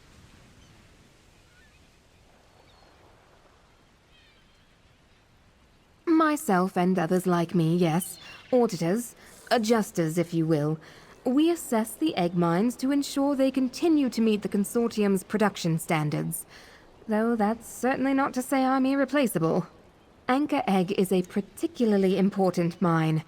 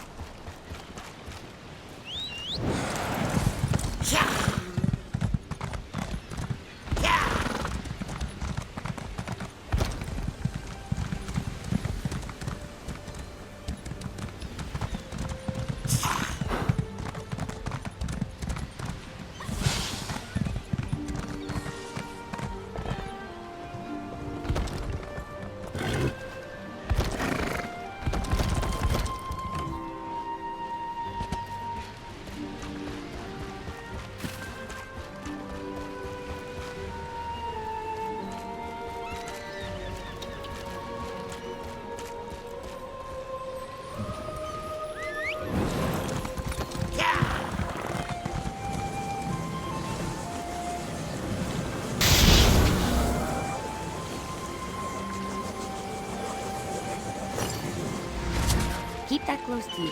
A pickpocket will make a killing off something like that.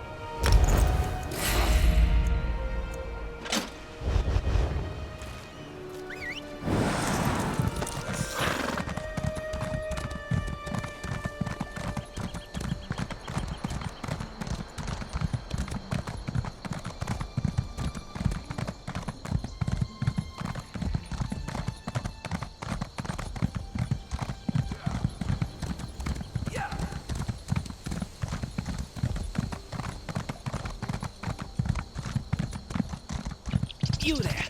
You look like a capable forager. I need some help. Can we talk?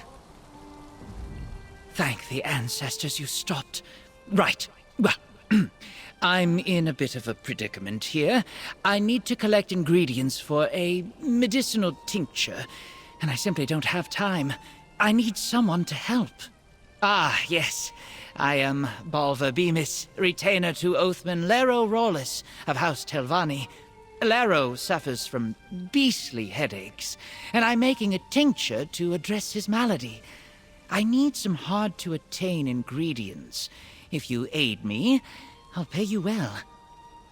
I need the musk gland of a bull netch. I spotted some netch remains around Kemmel Z. Also a plant called the volcanic stinkhorn from near Salem Mora. And lastly, fungal blooms from a dead shroom beetle. The best ones skitter around Tel Dreloth. Once you collect the ingredients, I'll make the necessary preparations at my workstation in Ald Isra. You know, getting the viscosity right and all that.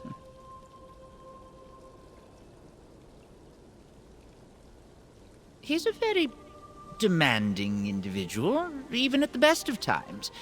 Commands with an iron fist, you know. And when these headaches strike, he is positively tyrannical.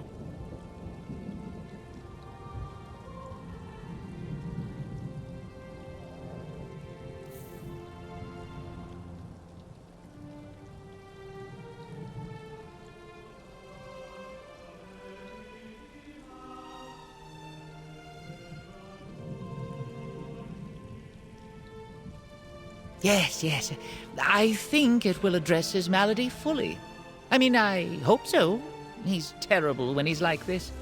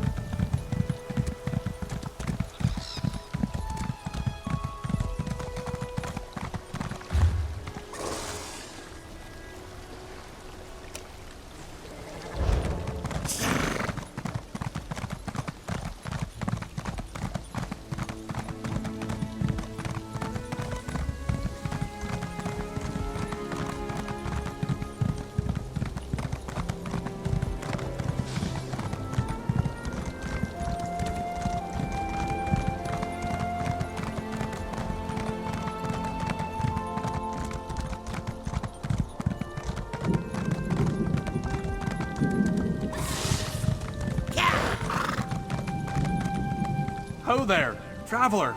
Can you help me? Oh, thank the eight. You stopped. I've had people pass by without even a glance my way. Suppose they must think I'm bait for some sort of trap with clothes as nice as this. Really, I just need an urgent favor. I'm a courier for a cadet branch of House Halalu. My superiors tasked me with an urgent delivery to a member of the house in Necrom. I just landed this position. I don't want to lose it, but I can't complete the delivery in this state. I turned my ankle. Serves me right for wearing these new boots on an assignment without properly breaking them in. Could you find Solny Narain in Necrom and deliver her package for me? Happy to let you keep the reward if it means I'll keep my job. You're like a blessing from Zenithar himself. Solny Narain should be at the graveyard in Necrom. As for me, I suppose I'll fashion a splint and hobble my way to a settlement, with the comfort of knowing my professional reputation will remain intact.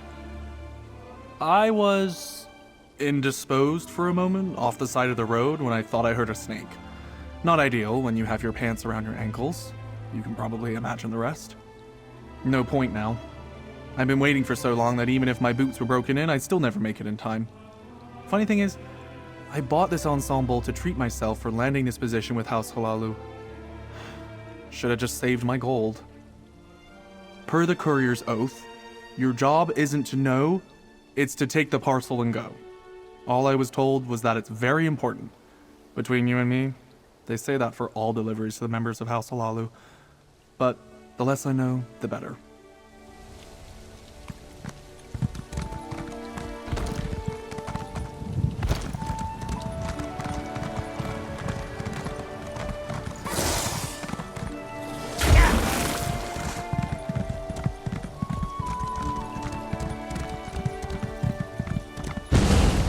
Hands off, or I will gut you like the rest. What? Never seen an assassin get put out of work before? You're not one of these third-rate assassins, I can tell. But if you or anyone else puts a hand on me, I'm answering with my axes. I've been cutting down these mercenaries for the better part of the day. I'm guessing my target knows I'm on to her and has started sending them my way. My associate, Harn Orenvi, might know something about it, but I can't bring this heat to him. More like gather information, and if you're offering, I can pay you. Harn usually holds court at the Outlaw's Refuge. He'll be the only one there with bodyguards. Ask him if Rhaenyra Treveri's been through recently. Got it? Fair warning, Harn might ask you for a favor in return for information. I can pay you back, but you don't get paid until I get paid, and I don't get paid until I find Rhaenyra. Make sure you get something good. I'll find you after you're done. Well, make it quick, before more of those mercenaries decide to show up. I just can't figure out where I slipped up. Rhaenyra shouldn't know I was after her. My catches never knew. Targets. Bounties. Got fishing on the mind, I suppose. I was planning a trip when I got put on this job. High priority, and the pay was nothing I could pass up. Lucky for the fish. I'm a mercenary, bounty hunter, assassin, whatever gets me paid. Rhaenyra stole something. Was told I'd know it when I saw it. Research notes to try and gain favor with some rival Telvanni magister, maybe. Tale as old as time in these parts. I think so. I don't know. I was handed the job by my job broker. He let slip that Raynilla used to work for the client, but I didn't stick around to hear much else. It is a time-sensitive job, and I was told to stop Raynilla at any cost. Thought it'd be better to get on her trail sooner rather than later. I don't need to know all the fancy details and motivations. I just need to know enough to get paid. He's one of Necrom's only crime lords, big fish in a small pond, and he knows everybody, so I am certain he knows Raynilla. I've worked for him before.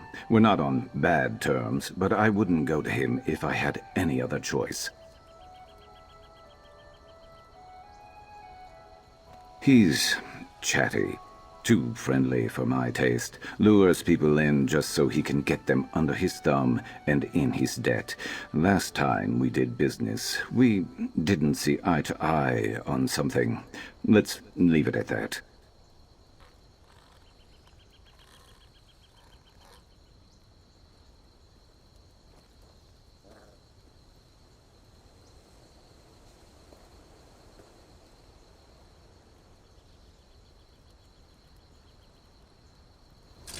And listen, don't mention me to harm. It probably won't do you any favors.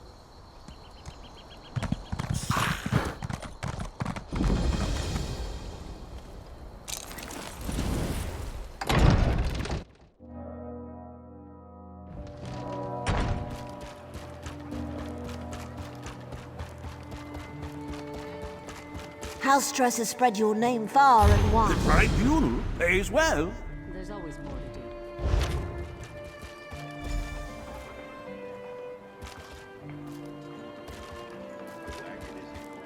If you're willing to work, I'm ready to hire. Your bearing speaks well of you. I've come to the City of Tombs in search of the brave. The Tribunal Temple has need of you. Yes, I'm overseeing the Temple's efforts in the Peninsula and the Dreadlands of Apocrypha. It falls to my subordinates, Ordinator Tendacia, Ordinator Talina, and Ordinator Nellen, to assign the available work to those that are capable and willing. Excellent. If you prefer to work alone, talk to Ordinator Talina. If you prefer to work as part of a team, find Ordinator Nellen. If you wish to test your mettle, speak with Ordinator Tendacia. And take this, a gift from the Temple for your aid. May the three guide your path.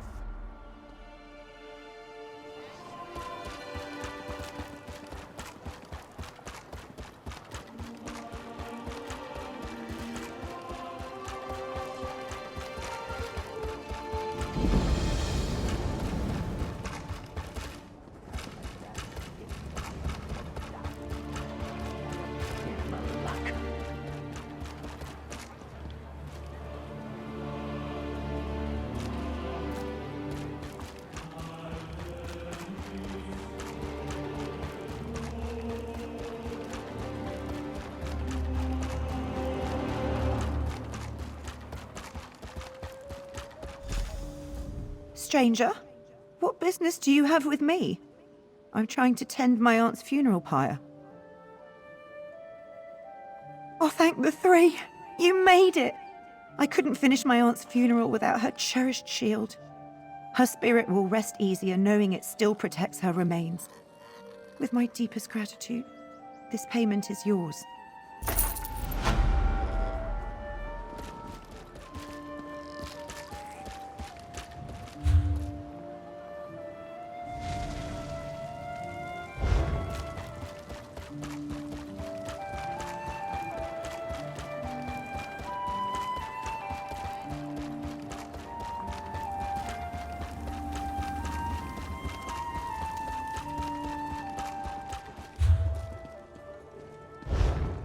Can anyone help me?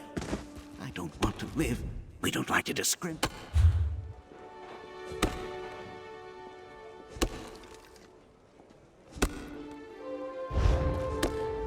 We don't like to discriminate against the more bookish members of our guild. In fact, we tend to encourage them. But we need an adventurer, not a librarian. The guild has need of you. It will be dangerous, but we can compensate you. You know how powerful mages can be. We command the elements, or make things from nothing. We can summon entities from across oblivion. Even shape reality, if you want to be grandiose about it. But what if we summon something terrible? Not yet. But if we don't stop it, one of Vermina's nightmare Daedra could manifest in our world. This portal leads to Warlock Vanton's tower, the focus of the threat. Do you know other warriors? Gather them. This will be exceedingly dangerous. Talk to Scholar Arlance when you arrive at the tower. He's watching over Warlock Vanton with the rest of the mages. I only left to find help when we figured out what Vermina's Daedra planned. The portal is right there. Quickly now. The Daedra attacking Vanton exists only in Nightmare. But Vanton's power might be enough to bring it fully into this plane. Warlock Vanton was studying the Dreamstone. If there is anywhere a nightmare creature can hide, it's in that relic.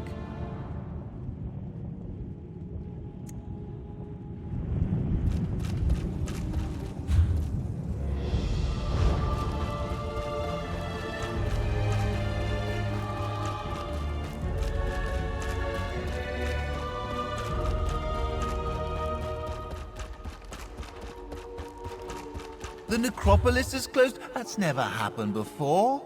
We Keepers of the Dead understand your frustration.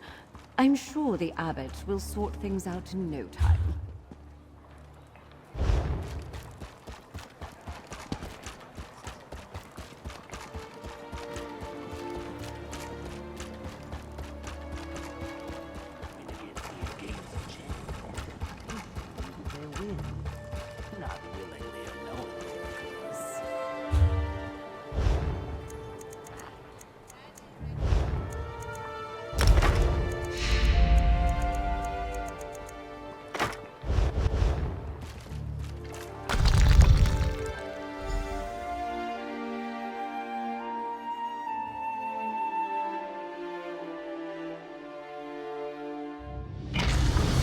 Think someone will arm wrestle me in here?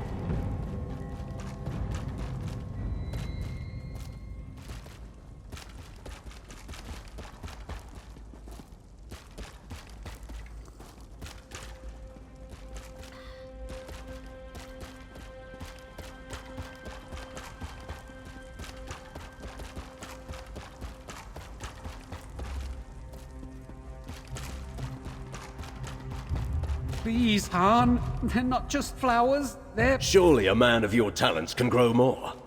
Now, move. Others wait in need of my counsel. Your face isn't familiar to me, but I'd know that look anywhere. You want something from me. Information, probably.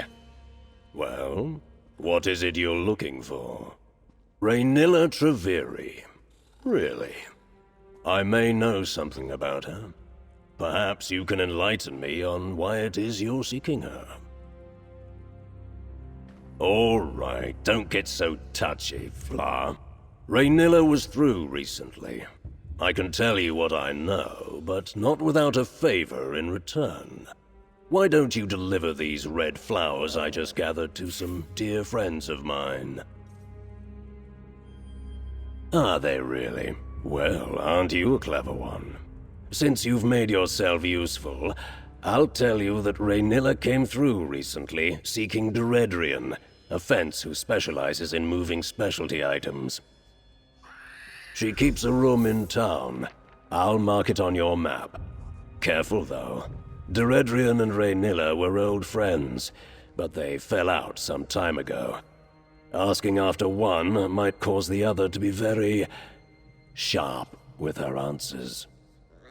If you have further business with me, get right to it. If you don't, you're blocking my view. Oh, this. I got too chummy with a certain Argonian associate of mine. All I did was put a hand on his shoulder to get his attention. Apparently, it was the wrong move. He let me know with a nasty swipe of his claws. can't say I blame him. I've attacked people for far less. I haven't seen this associate of mine for quite some time. Pity. I'd like to thank him properly for what he did. No, just thank him. This scar gives me a subtle air of menace that has done wonders for my business. I don't hold it against him. But the same can't be said for my bodyguards, so I suppose it's for the best that he keeps his distance.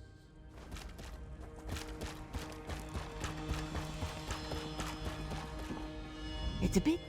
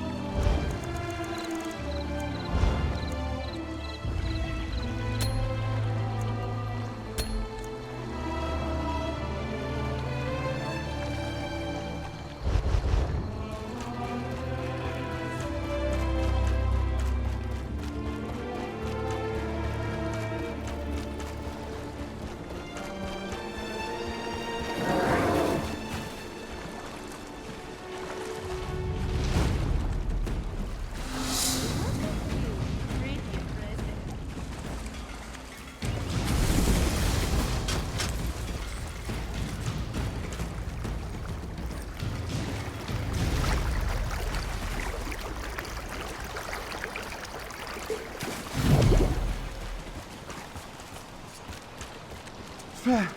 I could seek help in Necrom, or... you there! Drab attire, sharpened blades, a dangerous glint in the eye. An adventurer, I take it? I could use someone with your particular skill set. Let's speak for a moment. I promise to make it worth your while. The island of Gorn is home to a reclusive portal mage by the name of Draenus. His research could further my ascension within House Telvanni.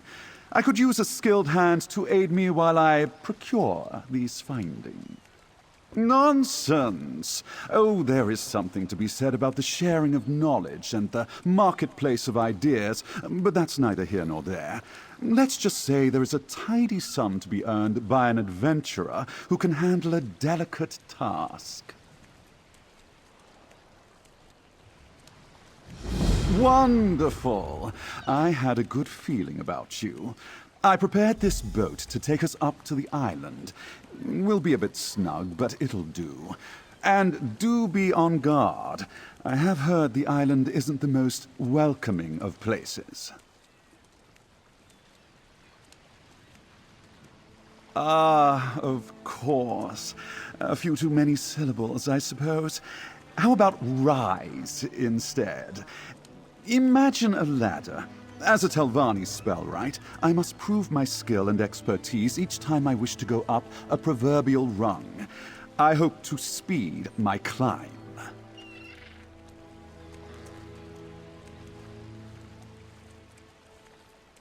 At his peak, Draenus was a Telvanni master unmatched in portal magic.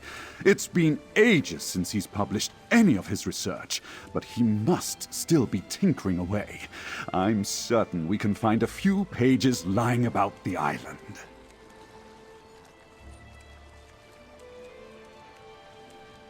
Isn't it obvious? If I publish the findings in my own name, the finest minds on the peninsula will flock to me. Oh, they'll be eager to bask in the genius of Gorolo Given, Portal Master.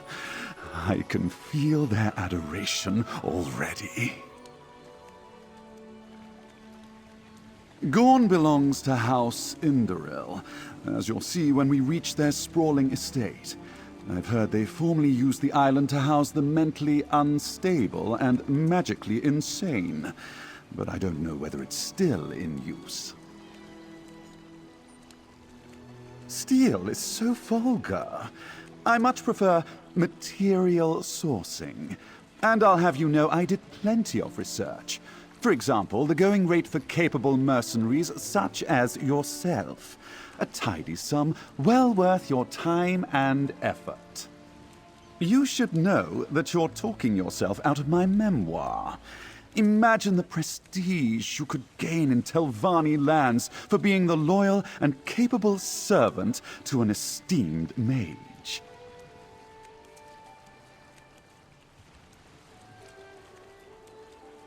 Ah, of course. A few too many syllables, I...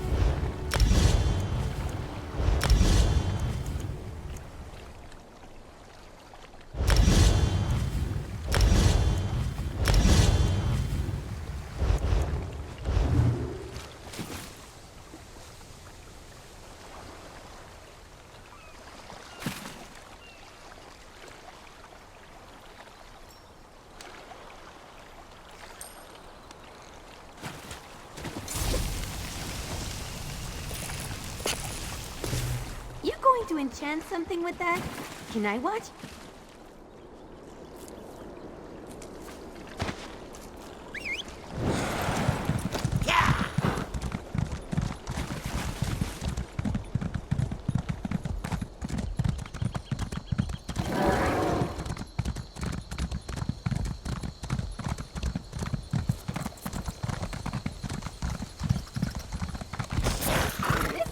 Much better than reading.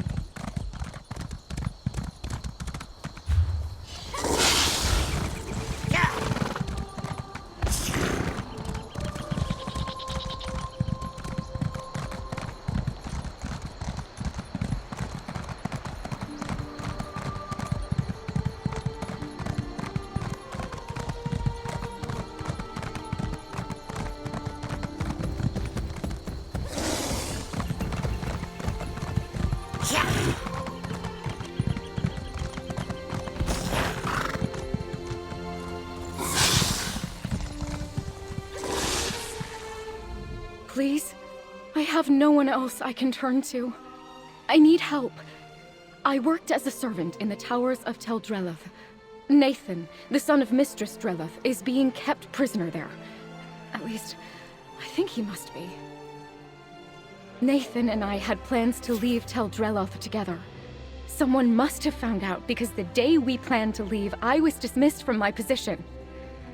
Mistress Drelloth, or Sathiel, I suppose, pushed me out without a chance to see Nathan. If she's holding him against his will, he'll be in the isolation tower. The only access is through the lab in the caverns that run underneath. There's a key in the top floor of the main tower. Please, can you help me? I'll pay for your assistance. Thank the 8 you came along.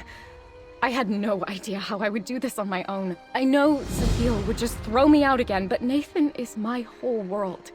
I can't possibly leave Tel Drelloth without him. The first step is finding that key. Certainly. You know, it's been so long since I spoke to another outsider. I didn't think I'd miss it so much. I say this with love, but Nathan's not a fighter. He's lived a sheltered life, and Sathiel is a very skilled mage. But he wouldn't fight his mother anyway. Until he met me, he seemed content with heeding Sathiel's every word. I wish I knew. If she were any other Telvanni master, I guess she didn't want her son settling for some low-born servant girl. But nothing like that ever seemed to matter to Sathiel. She was far more focused on her research than her rank anyway. From what I understand, she's trying to cure the Nahatan flu. It took the life of her husband many years ago, when Nathan was just a baby. I'm sure that's why she's so protective of her son, but it's no way to let him live. I heard Sathiel used to keep test subjects in the isolation tower. If she's keeping him anywhere, I imagine it has to be there. He spends most of his time on the balcony of the main tower, but he hasn't been out there at all since I left. Would it matter? Nathan deserves to make his own choices, regardless of his mother's wishes. And if she really felt that way, why wouldn't she just make her feelings known instead of throwing me out? I wasn't trying to steal him from her. Yeah. Yeah.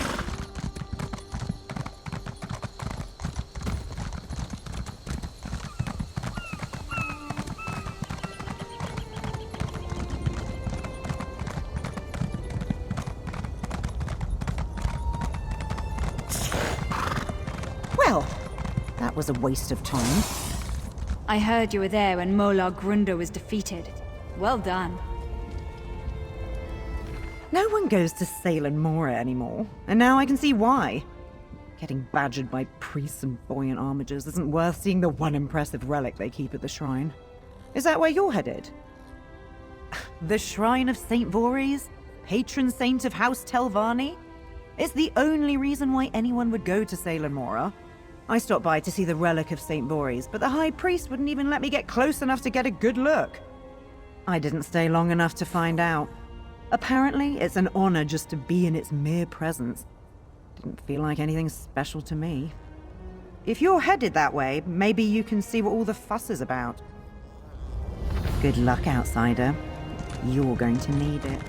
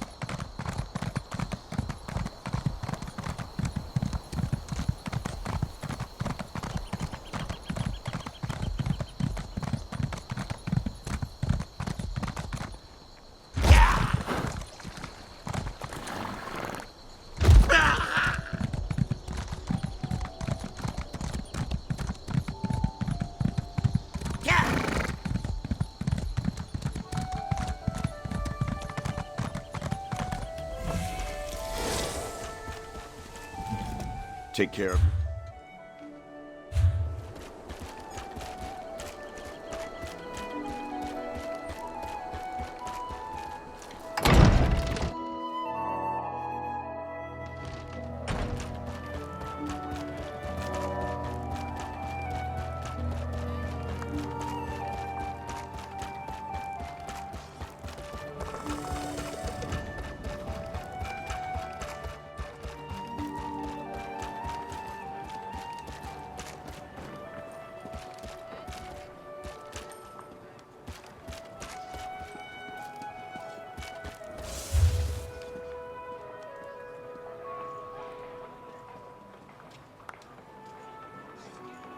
Buying, selling, I've got what you need.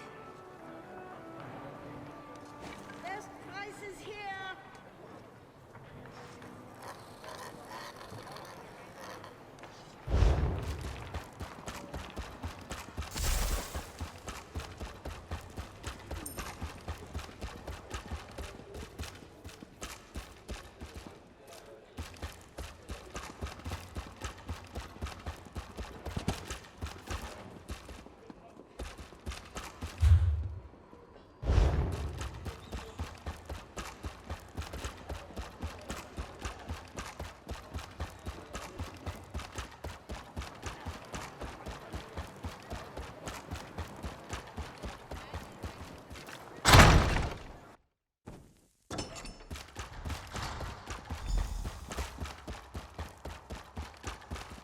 Hey, told you I'd find you. Raynilla was here, hmm? Let's have a look around.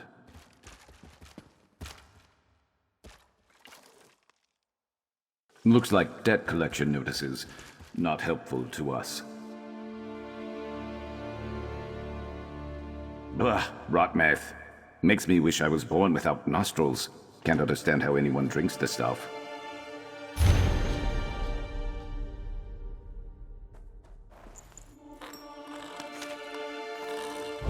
Is this Duredrian's place?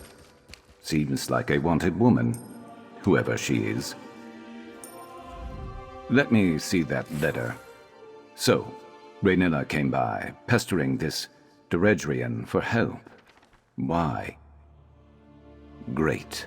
Well, maybe they patched things up and Duredrian went to go help her, though that doesn't explain why she'd leave behind a note that says exactly where she's gone, especially if she's trying to hide from this reformer that Raynilla mentioned. Maybe. My job broker told me to track down Raynilla and take back what she stole for an important client. He didn't give other details, and that's usually fine with me. No memory of my past makes no answers an easy pill for me to swallow. I woke up a few years back in the middle of Valenwood with a nasty headache and no memory except my name. But that doesn't have anything to do with the job. Let's get to that campsite. I'll scout ahead and see if we can take Raynilla by surprise. Great. If all goes well, then we can both get paid and go our separate ways, I guess. I already told you most everything I know. I came to in Valenwood, middle of nowhere, blood on my claws. Someone was screaming, didn't see who. My head felt like it was split in half, so they got away. Well, I was in the middle of the forest, had to hunt and track so I didn't starve to death. At one point, I started heading towards this huge tree in the distance. Eldenroot, civilization. Sometimes I wonder if I should have just stayed in the woods. Sure, a bit. Look, I didn't know if I'd killed someone or someone had tried to kill me. I kept my head down, took any job to get by, and now I guess I'm here. If someone somewhere cares I'm gone, they're keeping awfully quiet about it. Either nobody misses me enough to go looking for me, or I was a loner before, just like I'm a loner now. I'm not trying to find answers on my past. You shouldn't either. Meet you there, and don't go blundering in without me.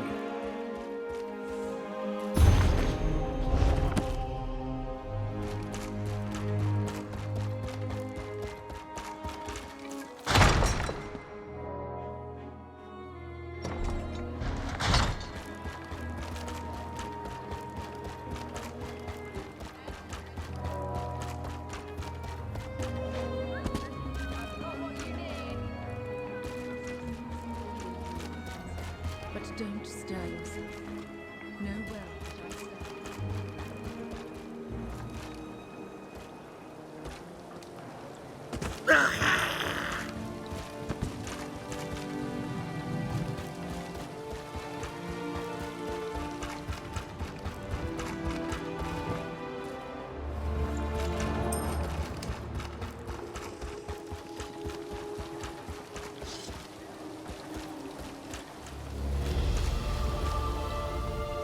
Talking to Ka.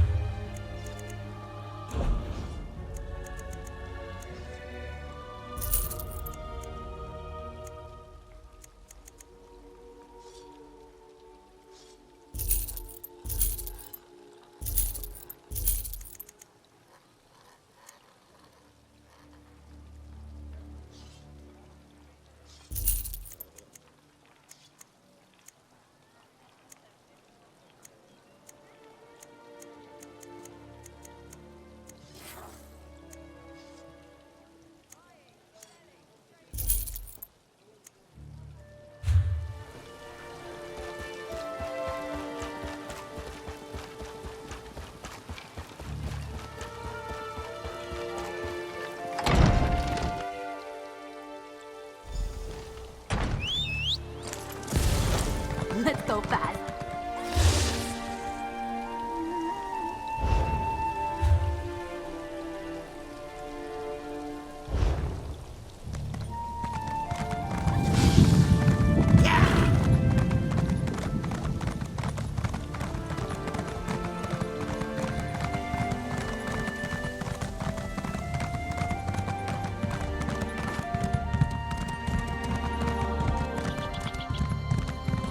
Fate needs you.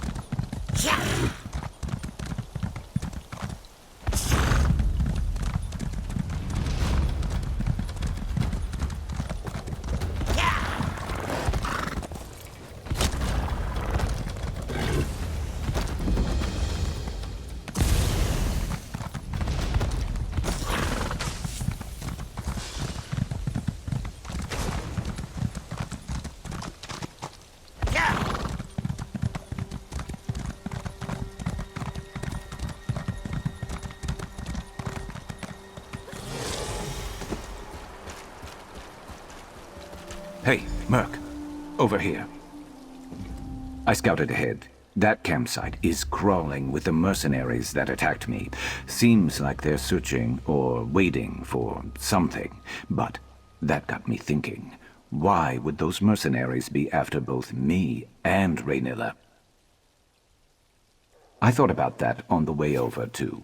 If Raynilla could afford to hire mercenaries, she wouldn't be desperate for Deredrian's help like she was in that note we found, right? Something else is going on here. That campsite is the only lead we have on finding Raynilla. If we can get there, maybe we can find something to keep us on her trail. I'm not used to looking out for others.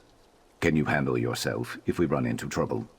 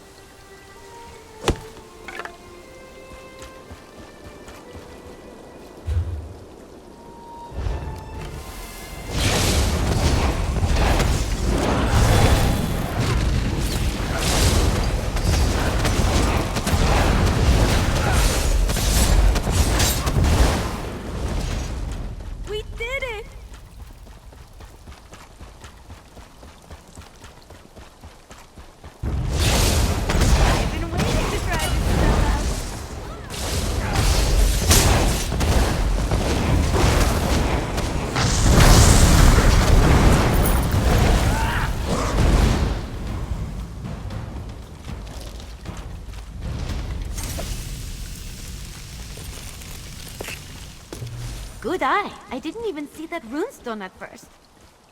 This one was dead when we got here, right? Check around. Maybe we'll find something useful.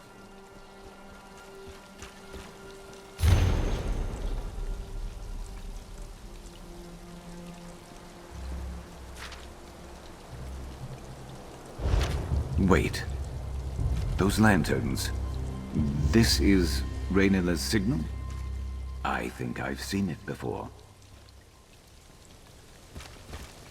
Street urchin golden rule. Never pass Look, up an someone unattended left a bag. trail.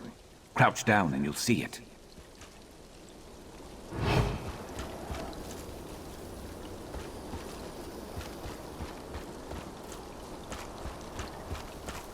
From the tracks, it looks like two fleeing, two in pursuit. They couldn't have gone too far. Looks like Raynilla and one other got away, got rid of her tail, and managed to hide her prince from here with magic.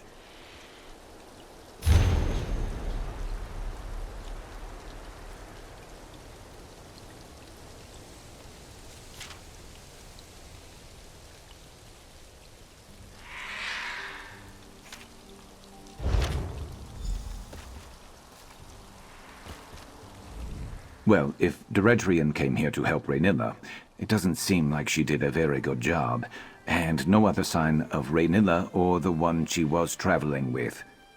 What are those notes? What did you find out? Right. She threw in with the Reformer, who told her to prioritize my capture over Raynilla's? What? And he's the one who hired me, without knowing it? This is the last time I ever find work through a job broker. No, but we can piece it together. The Finns moving specialty items, the two lantern signal, the list of operatives, this person called Dim who the Reformer wants back alive. Raynilla isn't traveling alone with some trinket. She's freeing a slave. I don't want to think about that right now. This can't be all there is. There has to be someone who can give us answers. There was another name I saw, Mevi, in Old Isra, right? That's not far. If we can find her, maybe she could tell us more. I'll meet you there. I just need a minute.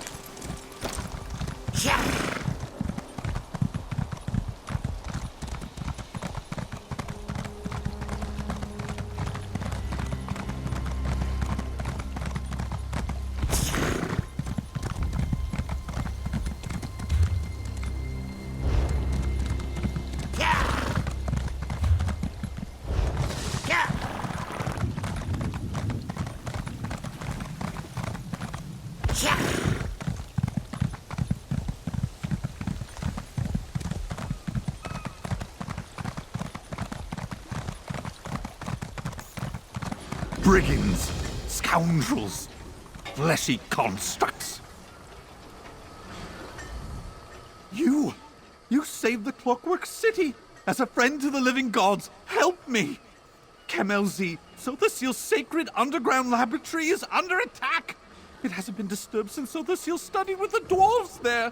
Please, before it's overrun! Kemelzi, where the magician himself studied among the dwarves, is under attack. The Painted Eye found Kemelzi despite all our secrecy. I left Nelfas Drathan to defend Sothasil's laboratory, since he's a clockwork apostle. Mercenaries who steal magical items. Kemelzi holds dwarven technology and the magician's experiments. It's a banquet for their vile appetites. Please, talk to Nilfas Drathan and remove the Painted Eye from Kemelzi. The Tribunal will reward you.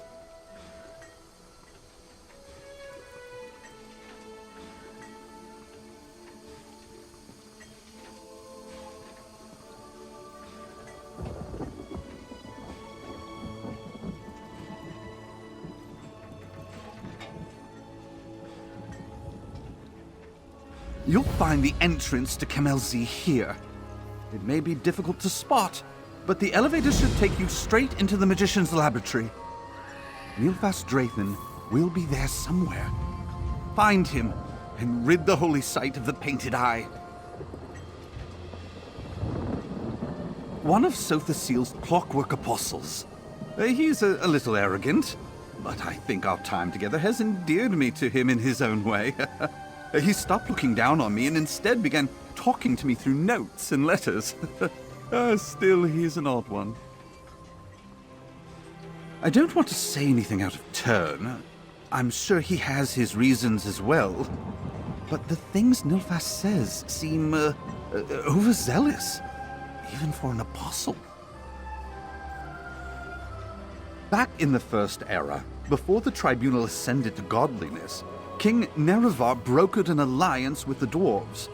Dumak Dwarf King gifted Sothasil a wing of Kemelzi as a sign of that alliance. Oh no, he's much too busy. Now, most of Kemelzi belongs to the remaining dwarven machines. Nilfos and I care for Sothasil's wing. Nilfos oversees Sothasil's experiments, and I keep thieves and miscreants from the doors. Oh, this is my fault. Magics that are far beyond the scope of my understanding. Sometimes, the Telvanni masters try and access the wing to see what Sothasil studied, but we have defensive measures in place to keep them from seeing too much of his research.